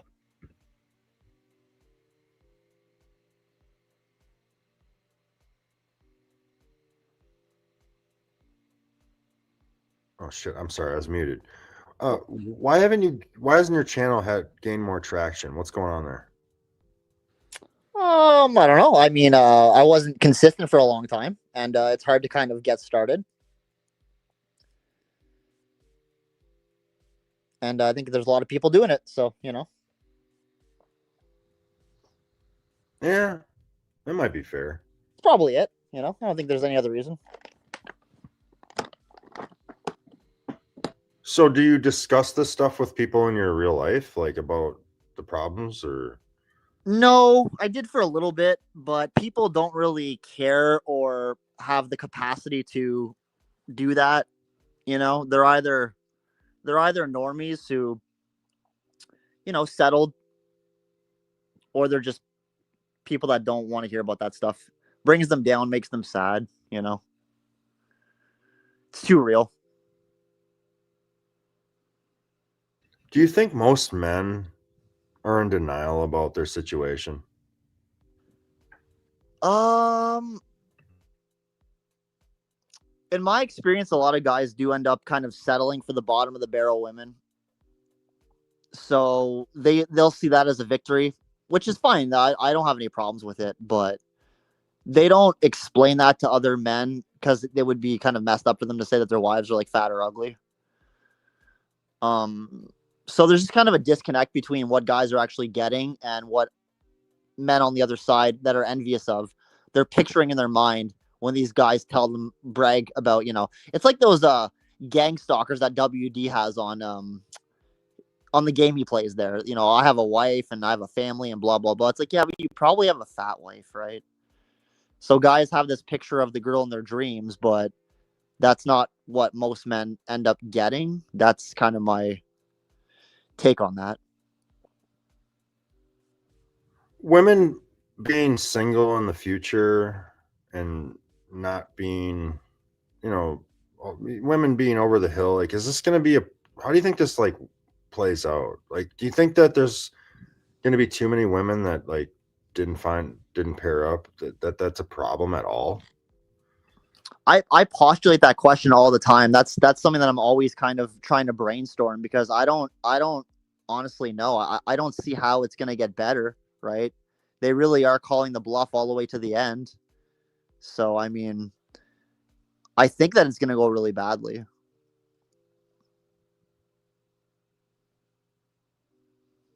But who knows? Maybe some of them will change course. Um, they don't seem to, and no one thinks that they will or can. That's the rebuttal that I usually get from people when I talk about this. They'd be like, they can't change. They haven't changed. They're not going to change. I'm like, yeah, but they might have to. Some of them might, but that's probably like hopeful. But who's going to benefit from it? You know, it's no good to you. Or what does this look like where guys like me just don't care and women are like realizing there's no one to save them, and how's that going to look like, 15, 20 years from now? Like, this country's just going to be or this continent's going to be just a mess. Yeah, I mean, we're just having such a white population right now, and it's such a problem. You know, the world thrives on white people. I know they don't like to hear that, but history has been like that. I mean, they need them whether they think that or not, and getting rid of them is going to have bad consequences. We're seeing it now. Do you think the people that are sort of organizing society are concerned about it, or it's their plan, or they maybe whiffed a little? Like, do you because no plan's perfect, no organizer can, they can't see everything. Like, do you think it's going as planned, or do you think they maybe screwed up for something might have went awry? Or do you get what I'm asking you? It reminds me of the COVID thing. It seems to me that there's like different factions at the top kind of battling it out. Maybe we have a true death cult, and then we have ones that are like, well, I thought we were gonna only like, push them, not like push them all the way. So it seems like we have maybe some differing opinions at the top, disagreeing about what they want to actually do. As far as I could, theorize, because who can really say for sure, right? Because it does seem like we have push pull going on. They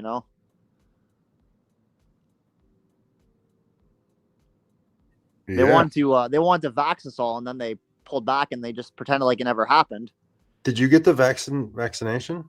I didn't, but I was fortunate enough to not be forced to. A lot of people just straight up didn't have a choice. Take it or you're fired, Goyam. It's like Jesus. Yeah. Yeah, I knew guys that didn't take it. They fired them, and then like I don't know, the Supreme Court ruled, and they called him back and said you can come back and work. Yeah, but they already had it at that point. It was a real bait and switch. Like, oh yeah, okay, you don't have to do it now. It's like, well, it's too late. I already did it. Well, you'll be okay. So yeah, a lot of people were forced to take it, unfortunately. So I don't blame them for that. It's not like they were brainwashed. They just. Yeah. But fortunately, it didn't seem to like take everybody. So I mean, we survived that scare. Do you want to talk about these topics like with people, or do you just think it's better to keep your mouth shut? Yeah, I gave up on it a while ago. Nobody really wants to hear about it or talk about it. People are just kind of um focused on their mundane day to day, lives and tasks, which is understandable.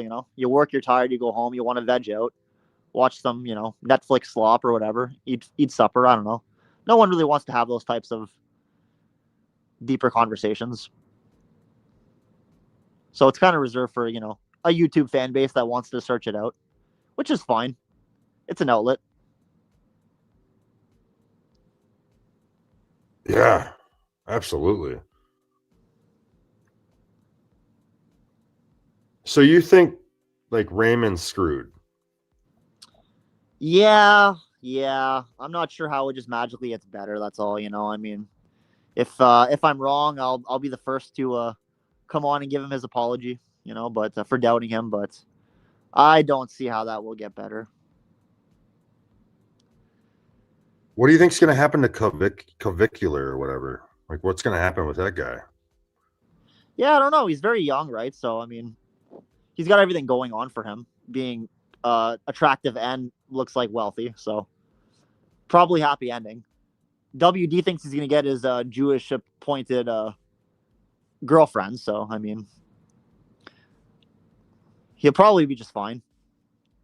What did you say last time we talked? That he'll get too big and then he'll kind of get bought off and kind of quieted down a little bit because he's really convincing people about the black pill and looks maxing. Because he's very looks are only the thing that matters.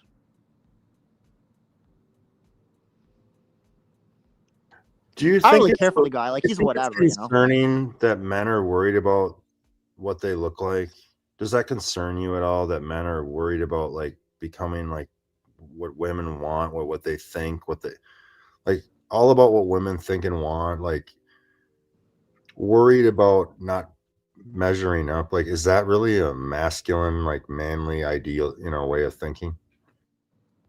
I think it's just a byproduct of what women have done, right? I mean, it's pretty clear that it matters to them, right? So unfortunately, you can't get around it. The other issue, obviously, being that women used to settle down a lot earlier, so you would be with them before you kind of hit the proverbial wall, right? The balding, the wrinkles, whatever. So I mean, you had a much more fighting chance once upon a time to be with your happily ever after at 20 years old or whatever. So I don't really I don't really blame men for that. They don't care about it for themselves. Overlord Trump 420. Raymond was getting laid in college when he looked even worse than now. I think that's part of it. Like it's all about youth and timing. Like if you're like some 38-year-old who lives in the suburbs in some like 1,200 square foot house, that's not like appealing to a woman. Like they kind of know where you're gonna be or where you're going. When you're fat and like chunky and an alcoholic or a drug addict and you're in college, like there's like it's a question mark. Like living in the suburbs is not a good idea. If you're white, if you're a white man, stay the hell away from the suburbs if you don't have children. Like there's no point in like hiding out in the suburbs. You're literally like going to it's like the white reservation, like the Indian res or whatever. The suburbs is like gonna kill your libido, kill your access to women. Just don't even think about the suburbs unless you got a broad and children.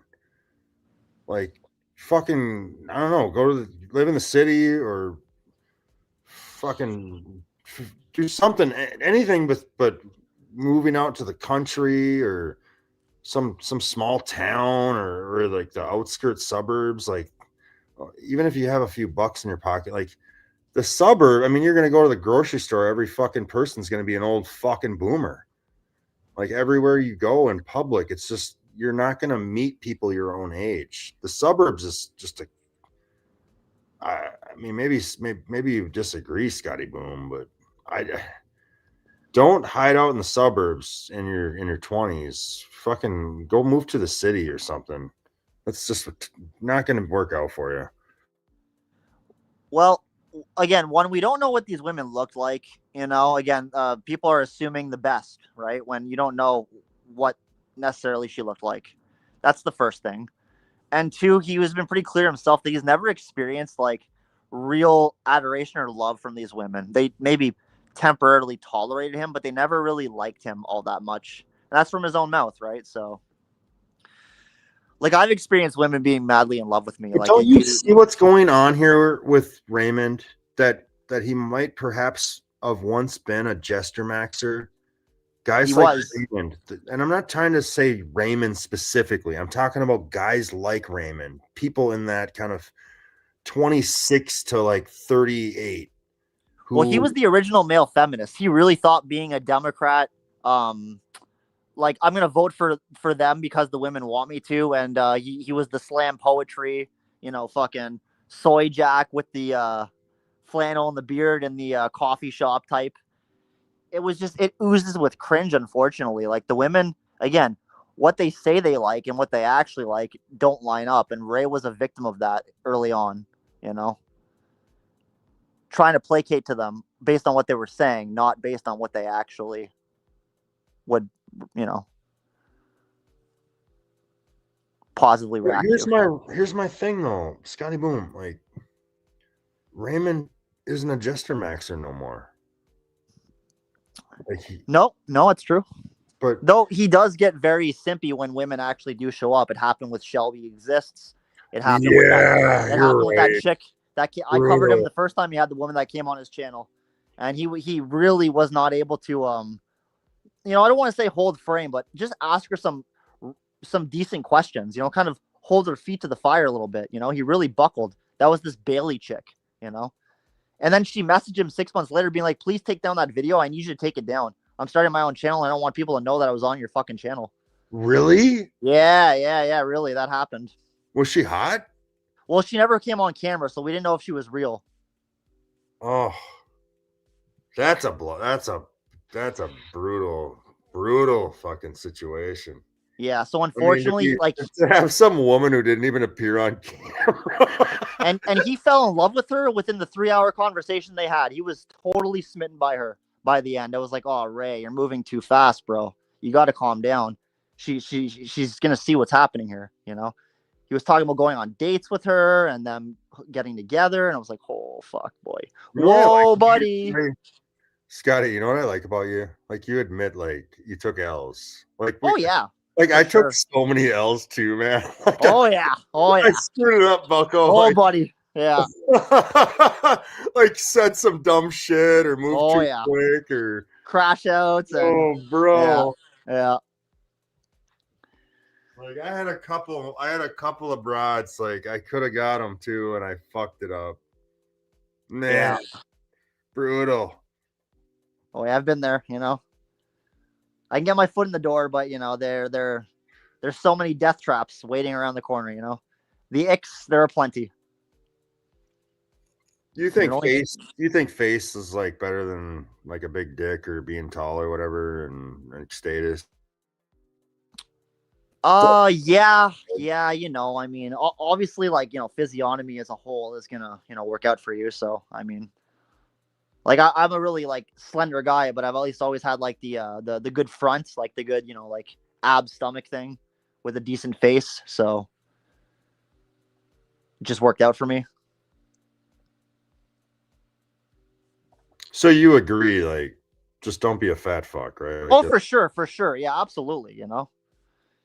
It's just I hate to bring it back, but for poor Ray, right, who was what he was, and now he is what he is, and he's in great shape. It's just it wasn't enough of a changer, right? It wasn't enough of an ascension to make a difference, unfortunately for him, even though he did lose the weight, you know. If you're should like a high tier normie or something, obviously that'll work well out for you.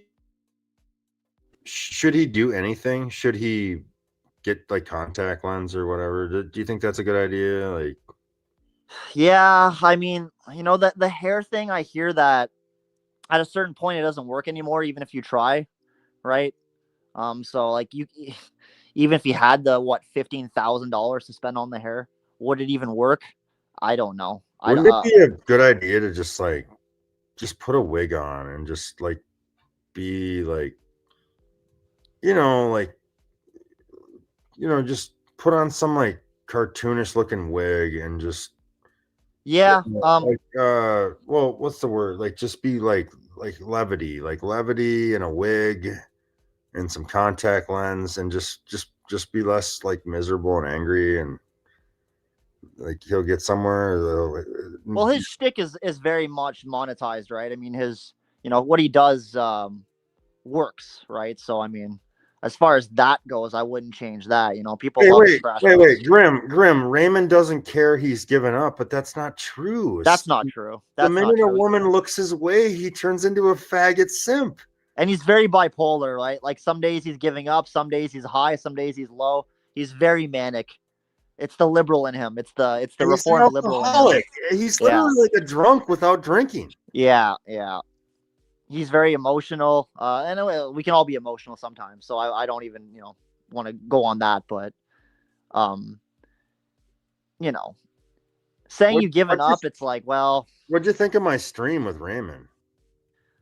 Oh, that was the first time I ever saw you, right? Dude, I softballed the fuck out of him, dude. Yeah, I was this, but I didn't know who you were or anything, so I just enjoyed. I enjoyed you, and I saw. Well, actually, that's not true. I saw all your stuff with WD before that. I like the structure you and WD had in your last year or whatever, the stuff that you used to do with him. So those were really enjoyable. So then I saw you live, but Raymond wasn't gonna let you give him any. He's a really soft dude. Like when it comes to that, he doesn't take pushback. He was ready to pull the plug on that at any point with you. He was really talking about that, and then he blamed you for his sub crash or his content warning strike. Yeah, I'm kind of just really weird. I'm kind of sad he blamed me because it's like, oh, it's Thomas White's fault because It's like, come on, bro. He couldn't reach 100,000 subs because he talked to Thomas White. Like, you're a faggot, dude. Like, that's kind of gay. Yeah. And he's got the echo chamber. I don't like his comment section because again, it's just anyone that comes in there. A lot of guys are like that. It's not just him. Undead Chronic is the same way. A lot of them are like that. Just a complete echo chamber, You can't have pushback. You can't have your own opinion. The mob just attacks you. It's cringe. Yeah, he used to plug me all the time in his chat. Now I chime in his chat, he just ignores me because he's like, oh, Thomas White, he's the one who cost me all my subs. I could have got laid. It wasn't for. I'm not even sure if you might be blocked. I don't think I've ever seen your comments. Well, I don't listen to them that often, but when I do, I get you. But yeah, a lot of people like my streams with Western Decline. We have like a unique chemistry. I think people don't, or people have, noticed. We do well together. And Western's a great speaker. Western is a really gifted. Like he can stream alone really well for a long time. Oh, very impressive. I think I have an eye for talent, and Western Decline's talented. Like he should be it's a shame. Like he should have been monetized. YouTube, it's unreal that they. I guess he had to ease up on the racist talk and stuff, but he's a really good streamer, and people really wanted to support him. Yeah, I enjoy his company.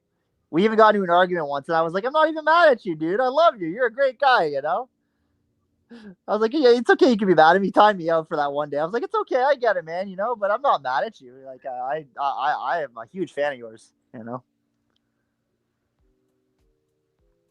We argued about the Jeets, I was like, they do not get the hot white women. Whoa.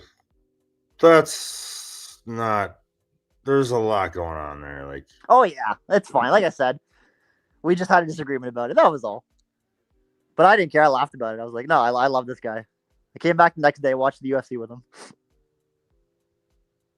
Nice. Oh yeah.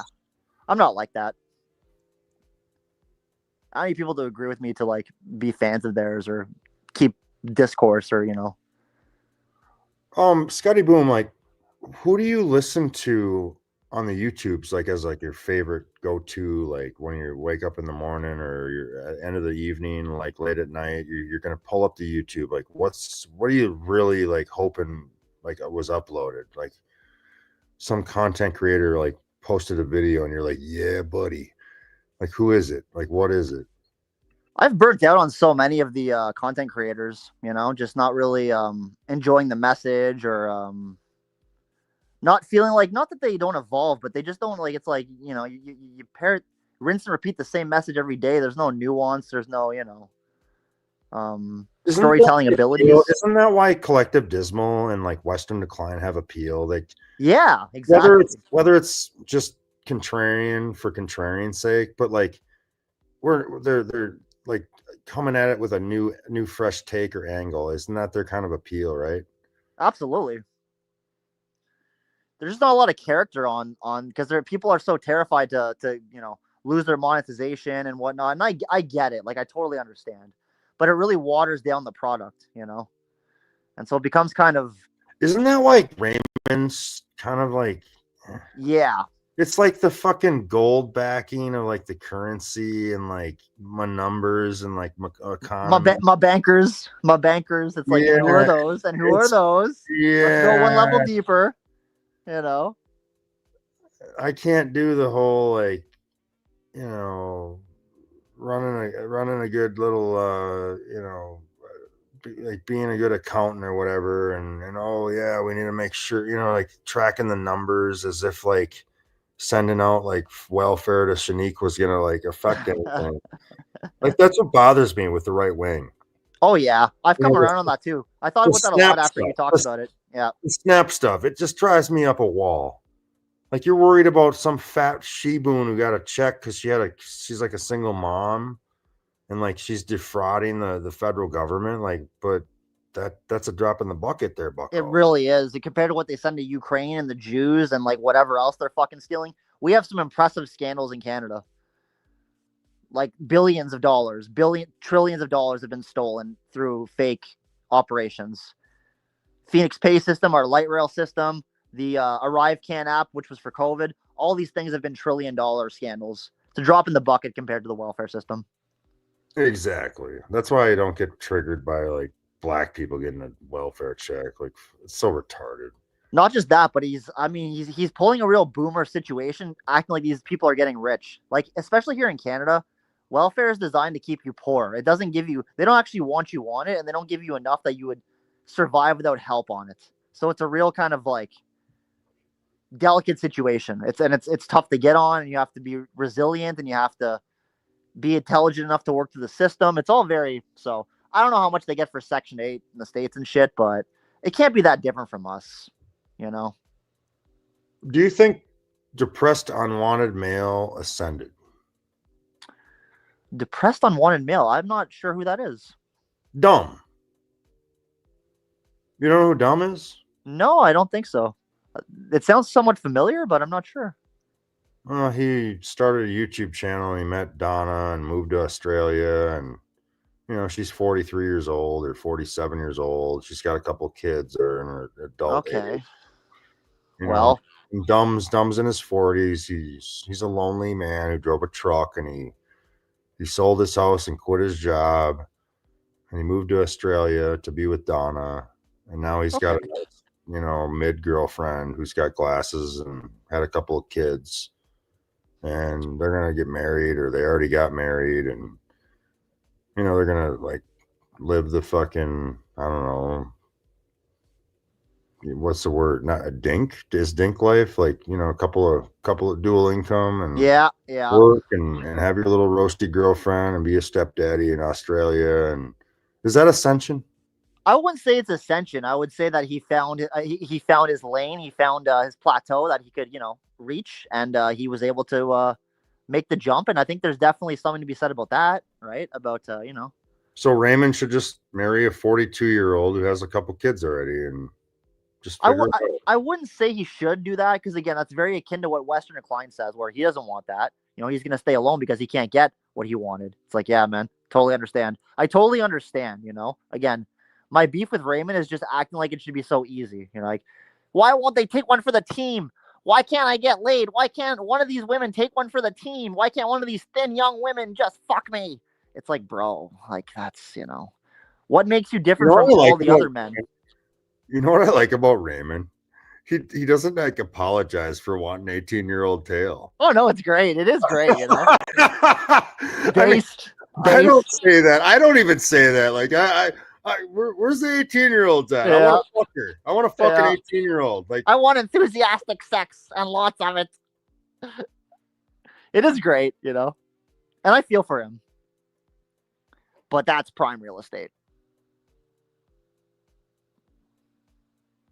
Yeah, that is. Do you have a brother, Scotty Boone? I do. Yeah, I do. Does he have like a hot girlfriend? No, he's him and his. I don't like to be mean to anyone of that ilk, but especially my sister in law. But they are large people, you know. But she's got the fancy job. They bought the new house. They have the new born child. They're very happy. They have quite a great life to be envious of, and But good for she's them. fat and he's not. He is. He is. Oh, She's a little he's bit fat more. too. Yeah, Oh, yeah. She's a little bit more though. couple of chunky Yeah, Canadians getting yeah, married and having a baby. Good for them. yeah, yeah. She's a high paying job, and he has an okay job, and they bought a brand new house, and they're very happy. So no shame in that. Does it bother you that, well, how do I say this? So your brother has like a fat girlfriend and he's kind of chunky. I don't know, like men who see their like for example, what's his name? The Crucible, Andrew Wilson. Andrew Yeah, Wilson said his wife's a 6 or a 5. yeah. Does that bother you that he said that? No, because again, it's asking a lot for guys to be like, my wife's a fat ugly whore. It's like, yeah, we can't ask him to do that, right? That's not really realistic. I have eyes. I can determine what she is by myself. Well, but I like don't. the general consensus is like if you have a wife and you love her, she's a 10. Yeah, yeah, for sure. That's not true. That's No, not it's not. true. It's not. My But my that's like, roasty girlfriend is not a 10. Just in case anyone's wondering, she has sex appeal, but she's not a 10. And most guys will disagree with you though. Most guys are not going to go down that road. is that cringe though? Like just being objective, like yeah, I got a 5 for my wife. Like, is that even mean? That's not even mean. They don't think you're a 10. I think there's no benefit for men to be that honest with their wives or girlfriends. It would only get them in trouble. So I don't blame them for not, doing that. I would say we have to be realistic too about what women are, right? They're not going to take kindly to that. Yeah, but like your brother thinks his wife's a 10. Like, that's not I've realistic. never, I've never even had that conversation with him. So But you know what I mean, though? Like, yeah, guys, I would never, I would never do that to my brother. I would never no, want to I hurt get him or that. yeah. But like, guys think that just because they got a woman that loves them, that, oh, she's amazing, she's perfect. No, But she's he's not. real. But he's real. Like our buddy, our buddy had twins with his girlfriend. She was pretty hot before the kids, and now she blown out. Because she's having kids at a later age. And he's like, yeah, she's fucking fat now, man. Holy shit. So like, yeah, he definitely has awareness. He's not like, but we wouldn't say that about his wife or have that type of conversation because that's not very nice. But guys definitely know internally, right? Well, They're not blind. Wildcat in the chat. I'm saying Andrew Wilson was like generous. Yeah, He was being generous to his yeah. wife. You know what I'll say about Andrew Wilson though? I saw a picture of him when he was young, and he was actually a pretty surprisingly a strapping young guy, more than what you would have thought. Now in his later years, he was kind of a bit of a high tier normie actually when he was like 19 years old. Well, do you worry about like your twink death or whatever? Or you're probably already there. Like, Yeah, I'm pretty much there now. It's going fine. I mean, Scotty Boom, like, I've always kind of thought I looked young, and now I'm getting old. And Yeah, yeah, yeah. starting I to catch feel the up. women's pain. I feel the women's pain on that. It's like, damn, what Dude, it's happened? starting to catch up to me. Like, I mean, I got blonde hair, so you don't really notice the grays, And then like you just get a little like just little things. Like you wake up one day and you're like, holy fuck, I'm an old fuck now. Like Yeah. it happens quick. It just comes on to you quick, man. Oh yeah, flies by. I can empathize with women with that. It's like, damn.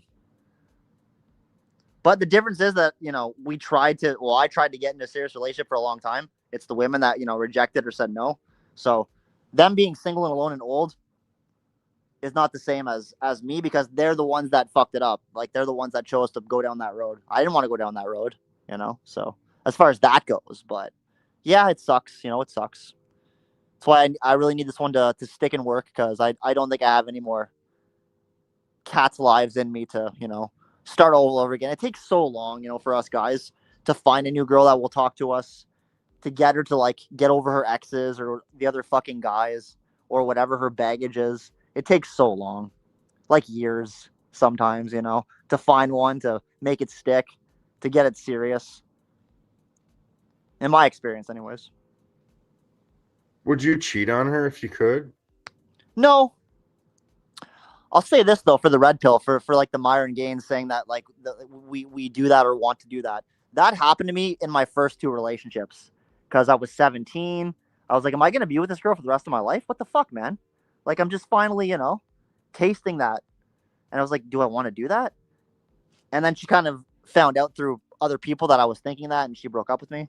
And then it fucking happened to me again with my high school sweetheart. I was like, man, I was 19 this time, and I'm like, do I want to do this? I was a dancer, and I was getting into the bar scene. And I was like, man, and I didn't do anything, but then because we fought a lot, she ended up cheating on me, and that was that. That was that. So I kind of did fuck those up by having the wandering eye. Didn't act on it, but had the wandering eye.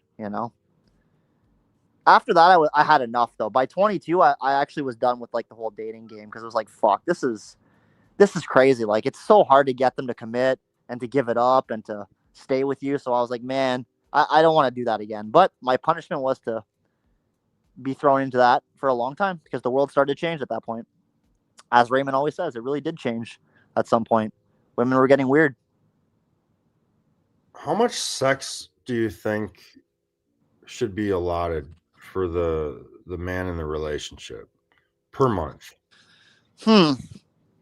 Well, I would say that depends on the sex drive of the particular man, right? That will probably determine what is necessary.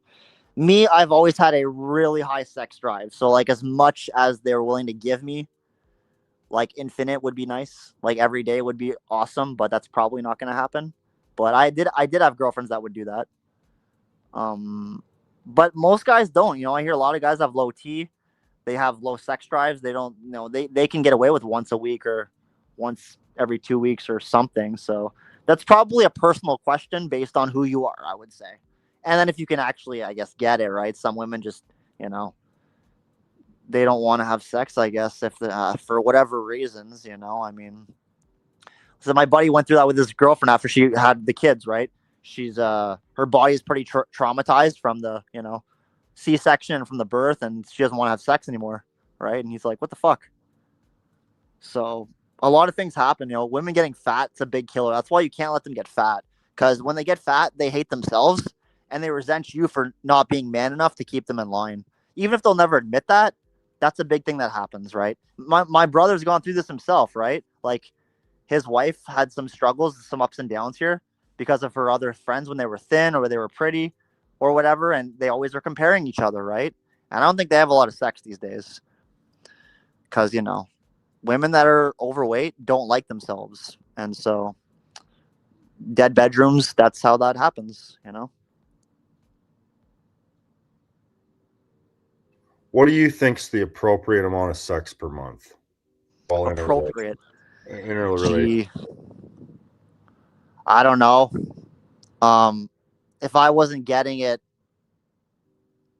at least 2 or 3 times a week, I'd be upset. But you'd have to probably ask the chat or someone for, a poll type question, right? Would guys be okay with once a week? Would they be okay with once every 2 weeks? I don't think that I could give an objective answer. I don't think that there is an objective answer. What do you think? 2-3 times a week's pretty good. I know mean, it sounds like a lot to some people. It's just, no, but 3 times a week seems reasonable. But if let's say you do it once in 14 days and then you have it like, every day after that for 6 days, like, you know what I mean? Like it's oh like yeah. you never know how it. I think most guys are pretty negotiable. Most guys are not really too stressed about that. They can do with very little. I think most guys aren't having any sex as it is, so anything would be an upgrade for our current situation, right? But yeah, my high school girlfriend was a nymphomaniac. I never knew what that word was. I learned what that word was. I was like, oh yeah, let's put that to the test. And it was true. It was very, very fun times, every single day. Very, very cool. Very cool memories. Learned a lot about women with her, their bodies and how they work. It's a lot of fun.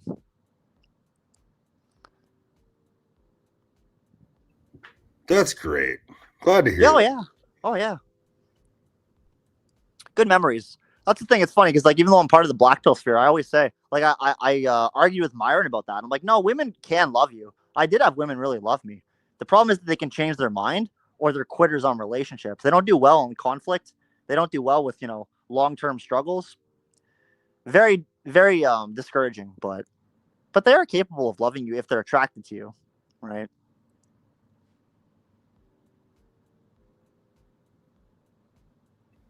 Yeah. That's something that's always kind of stuck in the back of my mind. Like, unless they really want to kiss you and fuck you in like broad daylight, do they really like you? Yeah, probably not. Probably with you for some sort of utility, you know. And if that's the case, you'll know eventually because eventually they will leave, you know. Which is that kind of sucks, But the thing that changes now is the whole money thing, right? I guess money is a big problem these days for good reason. So that kind of does add to the complication of the situation, the bigger picture of the scenario. But taking that out, right? Just ignoring that, you know, I don't we know. definitely we definitely grew up with the well, I grew up with the Disney fairy tale, right? I always said that I think the Disney fairy tale was actually marketed to men, not women. The happily ever after, the getting your princess, the good guy wins. I think it was men that were really baited by that, not women. Women could have whatever they wanted, really, regardless. Men were the ones that were heartbroken by Well, the we fact watch that. movies like Aladdin or like Speaking Finding. of movies, back to Terminator, right? Speaking of movies, yeah, I think the Disney fantasy really, was hard to get over for a lot of us that didn't get it. Princess Jasmine from Aladdin, yeah, fucking Ariel, my favorite, Little Mermaid. Oh, I Let's know. go. All My these fucking girlfriend, she's 15, right? I'm like, yeah, I was a kid too, stupid. I'm like, I'm not talking about some like PDF shit. Simmer down over there, okay? I'm saying right? Ariel is my favorite. A, she's a cartoon, so you calm down. And B, I was younger than that, fuck. I grew up with those movies, you dink. Fucking told her. Like, don't pull that shit on me. So funny. Gotta keep them in line sometimes, Swear to God. You gotta test them. See if they're willing to Wait, take that. I'm confused. You're Canadian Yeah. and you got a Mexican girlfriend? What's the Yeah, spit half. doing in Canada?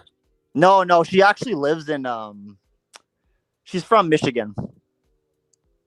Oh, so she found you and like came over the border and Yeah, just. yeah, I found her on TikTok. That's right. You said that. Yeah. But I thought she was white when I first saw her because she's like half white. Her Do you mom's think white. people in public notice her in public, or like her out being, from? Do you think she's sticks out like as a foreigner to you? No. She's very white. She's very pale skinned, and she's really pretty. So people are always just complimenting her, right?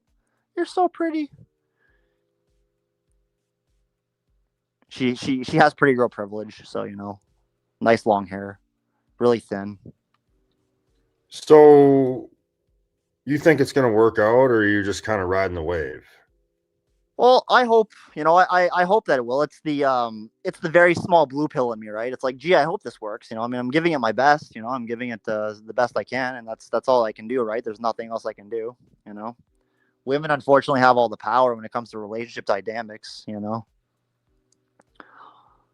All we can do is try not to fuck it up, as we talked about Well, earlier, right? she says, "Scotty Boom, I found someone else. I'm out of here." How do you deal with that?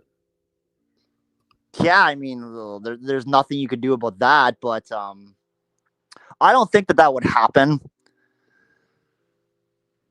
You know, If it did, divorce and breakups, people think that's a lot like the movies, the blow ups, right? Again, speaking of movies, the blow ups, the giant blow up. I hate your guts. We're getting separated. But that's not the way that relationships crumble. Relationships are death by 1,000 cuts. You left the toilet seat up. You don't put your socks in the hamper. You don't close the fridge correctly. It's like little annoyances add up to them deciding in their minds that they're not gonna stay with you long term. See, that's And why then that's the only reason I put up with my girlfriend, because she buys me drinks at the bar and food and makes me dinner and cooks, bakes me cookies and buys my cigarettes. Like, I ain't doing. You better do a lot to keep me around. yeah, sounds like she likes you. Sounds like it's going well. So I wouldn't be worried about that. Yeah, I'm That's not that. worried at all. Like, Yeah, if that comes she's down not to worrying about things that. if she's not buying you energy drinks in the morning or making you coffee and sucking your dick, like, she don't like you, dude. She don't like you, bro. Yeah, for sure. I think my When, friends get pissed about it because it's like, oh, you make her pay for everything and do all this work, and well, she should. I'm trying to fucking make sure I got someone who actually likes me. I'm not simping around here. Fuck that. yeah, I mean that's how those guys end up MGTOW. Oh, I'm divorced. I never saw it coming. Well, you didn't. We don't want to talk about the red pill LARP here, but like, you didn't hold frame. You didn't really know what women really are. You didn't like keep her in line. Like we can shit test them too. Just in our own way. And you gotta kind of know how to maintain a healthy relationship, right? That's men's job in relationships. Manage their anxiety, manage their insecurities, and make guard. Don't let them fuck up their own lives, because that's what women are champions of. They're gold medalists in fucking up their own lives if you allow them to. So the first thing I told my girlfriend when we started talking was, okay, um, I loved her quicker than she loved me. That got dicey, but I was like, well, you're you're not going to talk to other guys though, right? Like, this is going to be exclusive. And it's like, yeah, absolutely. It's like, okay, good. Well, then that's, I laid down at least some sort of trying to assert my, I don't say dominance, but just like, showing, some request, asking for something, seeing if I can have it reciprocated type thing, like you're saying, asking for something and seeing if they'll give it to you to test if they actually like you. Yeah, Right. like if we're at the gas station and she gets her little fills up her little RAV4 or whatever she's driving, and she's getting a cup of coffee in the gas station. If she's not going to pay for the cigarettes and the energy drinks, and she expects you to buy everything and pay for the gas, like, just hang it up, Bucko. Just hang it up. Like, if they like you, they pay for everything. They'll give you a ride. You don't even need to drive. Let them drive too. Just let them do it. Let them do everything. They can pay for everything. They can drive the car. They can fucking just steer the ship. Just go for the ride, and at least you get your tail out of it. Like, you know, Oh, I agree. I totally agree. I'm all on board about this. I talk about this all the time. They wanted to be the breadwinners. They wanted to be in charge. Well, Lady Bucko, you got what you wanted. So well, I misstated that. Like, everything I said's true except for whenever we're together, I drive her car. Like, I never let a woman drive me around. Like, fair enough. Fair that's enough. never gonna happen. So, like, if I'm in my car and she's in my car, I'm driving. If I'm in her car and she's in her car, I'm driving. Like, there's none of this like letting a woman drive around. Like, she doesn't get to steer the wheel. She gets to pay for the cigarettes, and the trail mix and the energy drinks and the snacks and the little pizza at the fucking little lunchtime. She can pay for all that, but you got to drive the car. Like, you can't let her drive. There we go. Yeah. So I guess we should fucking probably call it, huh? Fucking 2 hours. Yeah, it was a good little talk. I'm happy I came on and helped you save your Terminator review. I guess we didn't talk a lot about the Terminator, but I don't give a shit. I just you love know, streaming. we talked about movies and the creation of films and the history of it a little bit and how they moved forward. So I mean, try to give the fans a little bit of that. They didn't really seem to like the Terminator though. They were giving you a hard time in the chat. They're being pretty harsh about it. They're thinking you had nostalgia goggles and stuff. Oh, absolutely. uh Scotty Boom, like, do you have plan on doing like content in the future or like in the coming weeks? Oh yeah, I uploaded today actually. Yeah, I subbed to your channel. I haven't checked my Yeah, YouTube's. yeah. Did a little upload today. I'm gonna go live for a 100 subs surpassed. So you do live streams. I've done them occasionally. I haven't been doing them a lot lately, but I've been on live a couple times. I like to do it on the PlayStation where I can play video games and just chit chat. So usually I'll do that. Nice. Yeah. Because you can do upload or you can live stream on YouTube on the PS5. So it's a good feature it has. Plug the microphone in and everything, and I even have the PS5 camera, but I don't need to turn it on all the time. But yeah, and then guys can see you playing video games instead of having to look at you or whatever. And I don't know, guys seem to not mind that, especially in the black pill space. They'll watch uploads of dudes talking about stuff playing video games. So I don't know, it works out fine, I think. Yeah, definitely. Before we get out of here, um, did you want to share with people in the black pill space about maybe like your thoughts on pornography and if you had a favorite porn star? Yeah, I mean, it's funny. It's funny you say that.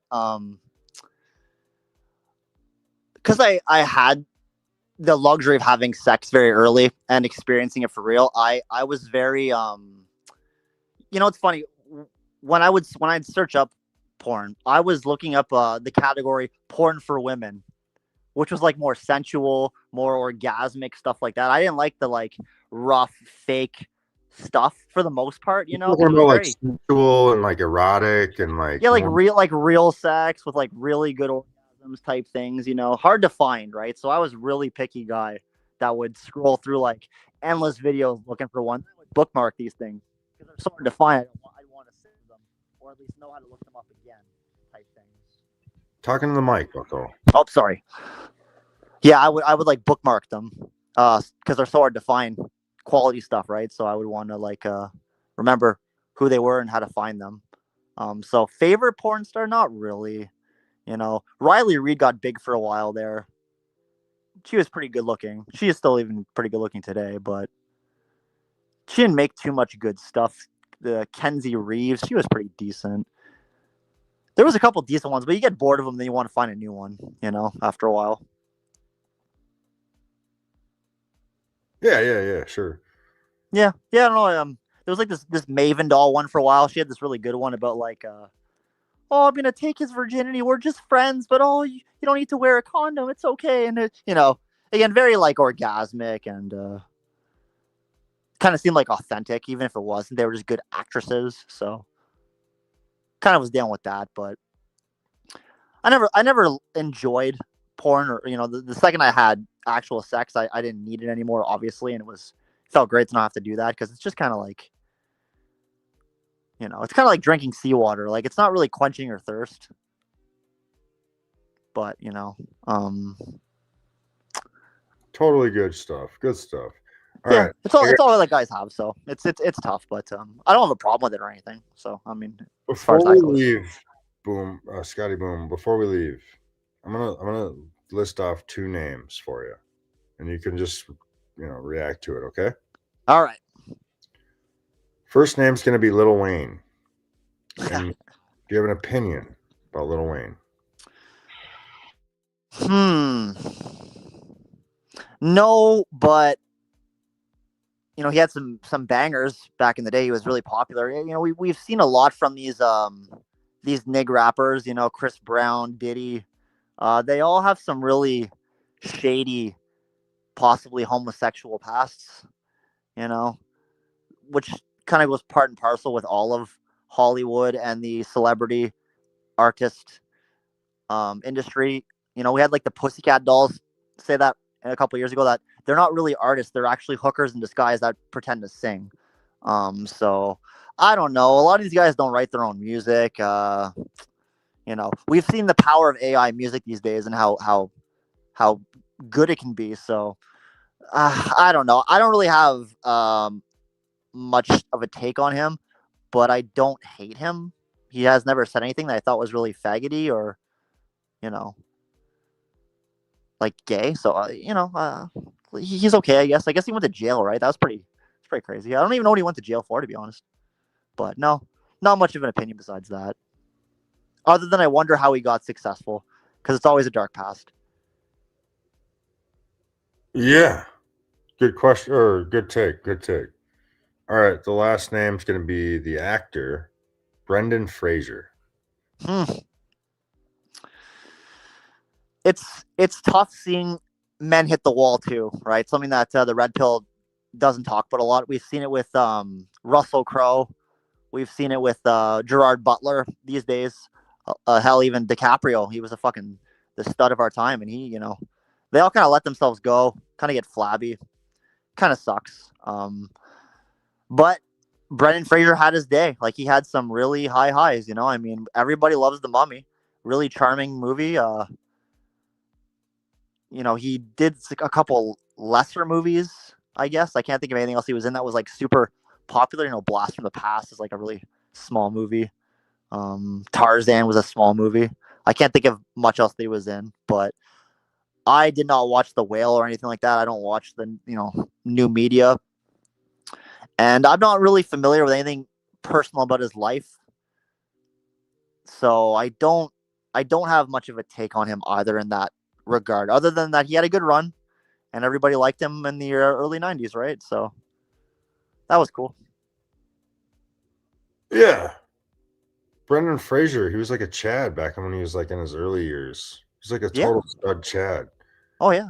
The Mummy Straight. was a hit. The Mummy was an absolute banger. Even Like it was a before the blockbuster. mummy, like even before the mummy, like when he was Yeah, he younger, played Tarzan. He played Tarzan. I mean, he's a fucking Chad. And then yeah, he he had great like, hair. he lost his Tall guy. hair. He got fat. He some Jew molested him Yeah, supposedly. it's a real shame that happens. That they let themselves go or they go crazy or whatever. Whatever Supposedly happened to some them. Jew touched him or something. And They then all do though. They all do. I mean, there's been so like, many actors to come out and say that they're like, oh yeah, like I had to like suck a cock to get here. You're a man. Yeah, I know. A lot of gays in Hollywood, right? Captain yeah, America talked about that. Chris Evans, right? Like yeah. they're Did you remember he was banging some brown girl? yeah. Then he was a hot shot. He was big in Hollywood. Then he like went with the white girl and then got in a spat with David Duke on Twitter, and you never heard from him again. Yeah. Like, It's very rare for actors or actresses to be like grandfathered in where they don't have to do the deed to get the job, right? So yeah, I can't think of too many, but I think like Drew Barrymore of all people was like, her fucking godfather's like Steven Spielberg or some shit. Like Gwyneth Paltrow was another one, right? Like she got Harvey Weinstein, but uh, someone stepped in. Was it not Brad Pitt? I can't remember, but someone stepped in because she was like a protected class of woman. So there's a couple of them that are like royalty that cannot be touched. But for well, the the most part, Jewish broads, a lot yeah, of Jew yeah, broads, they yeah, didn't get touched. yeah. For the most part, if you're just a regular actor or actress, you got to fuck to get in. You got to gay or not, they don't care. So that's part of the cult. But people don't really know that. But um, Brendan Fraser hasn't really said anything controversial that I can think of, right? So at least I'll give him credit for that. It's really cringe to see these people go off the fucking woke left deep end and say embarrassing things. Mark Ruffalo's one that sticks out to me, Just Yeah, some of the you're stupidest shit I've right. ever heard of. Like, can you Yeah, stop talking, man? You know? Guys like that. that's so true, Scotty Boom. You nailed it, man. All right, cool. Let's get out of here. All right, Thanks man. for out. I already fucking posted your channel. I put it in Hey, I the appreciate that. You did me such a great service. I thank you in a post for it, and I'm always praising your good words, man. You're a really entertaining guy. I like listening to you. I like your takes, and I like your energy. You're different from a lot of the people, so you really drew me in there right away. Thanks a lot, Scotty Boom. I'm gonna do streams in the future, and just feel free to call in, and I'll be watching your channel. I think so. With that said, we're out of here, guys. Have a good night, Awesome, everybody. man. All right, pieces, guys. Later, Scotty Boom.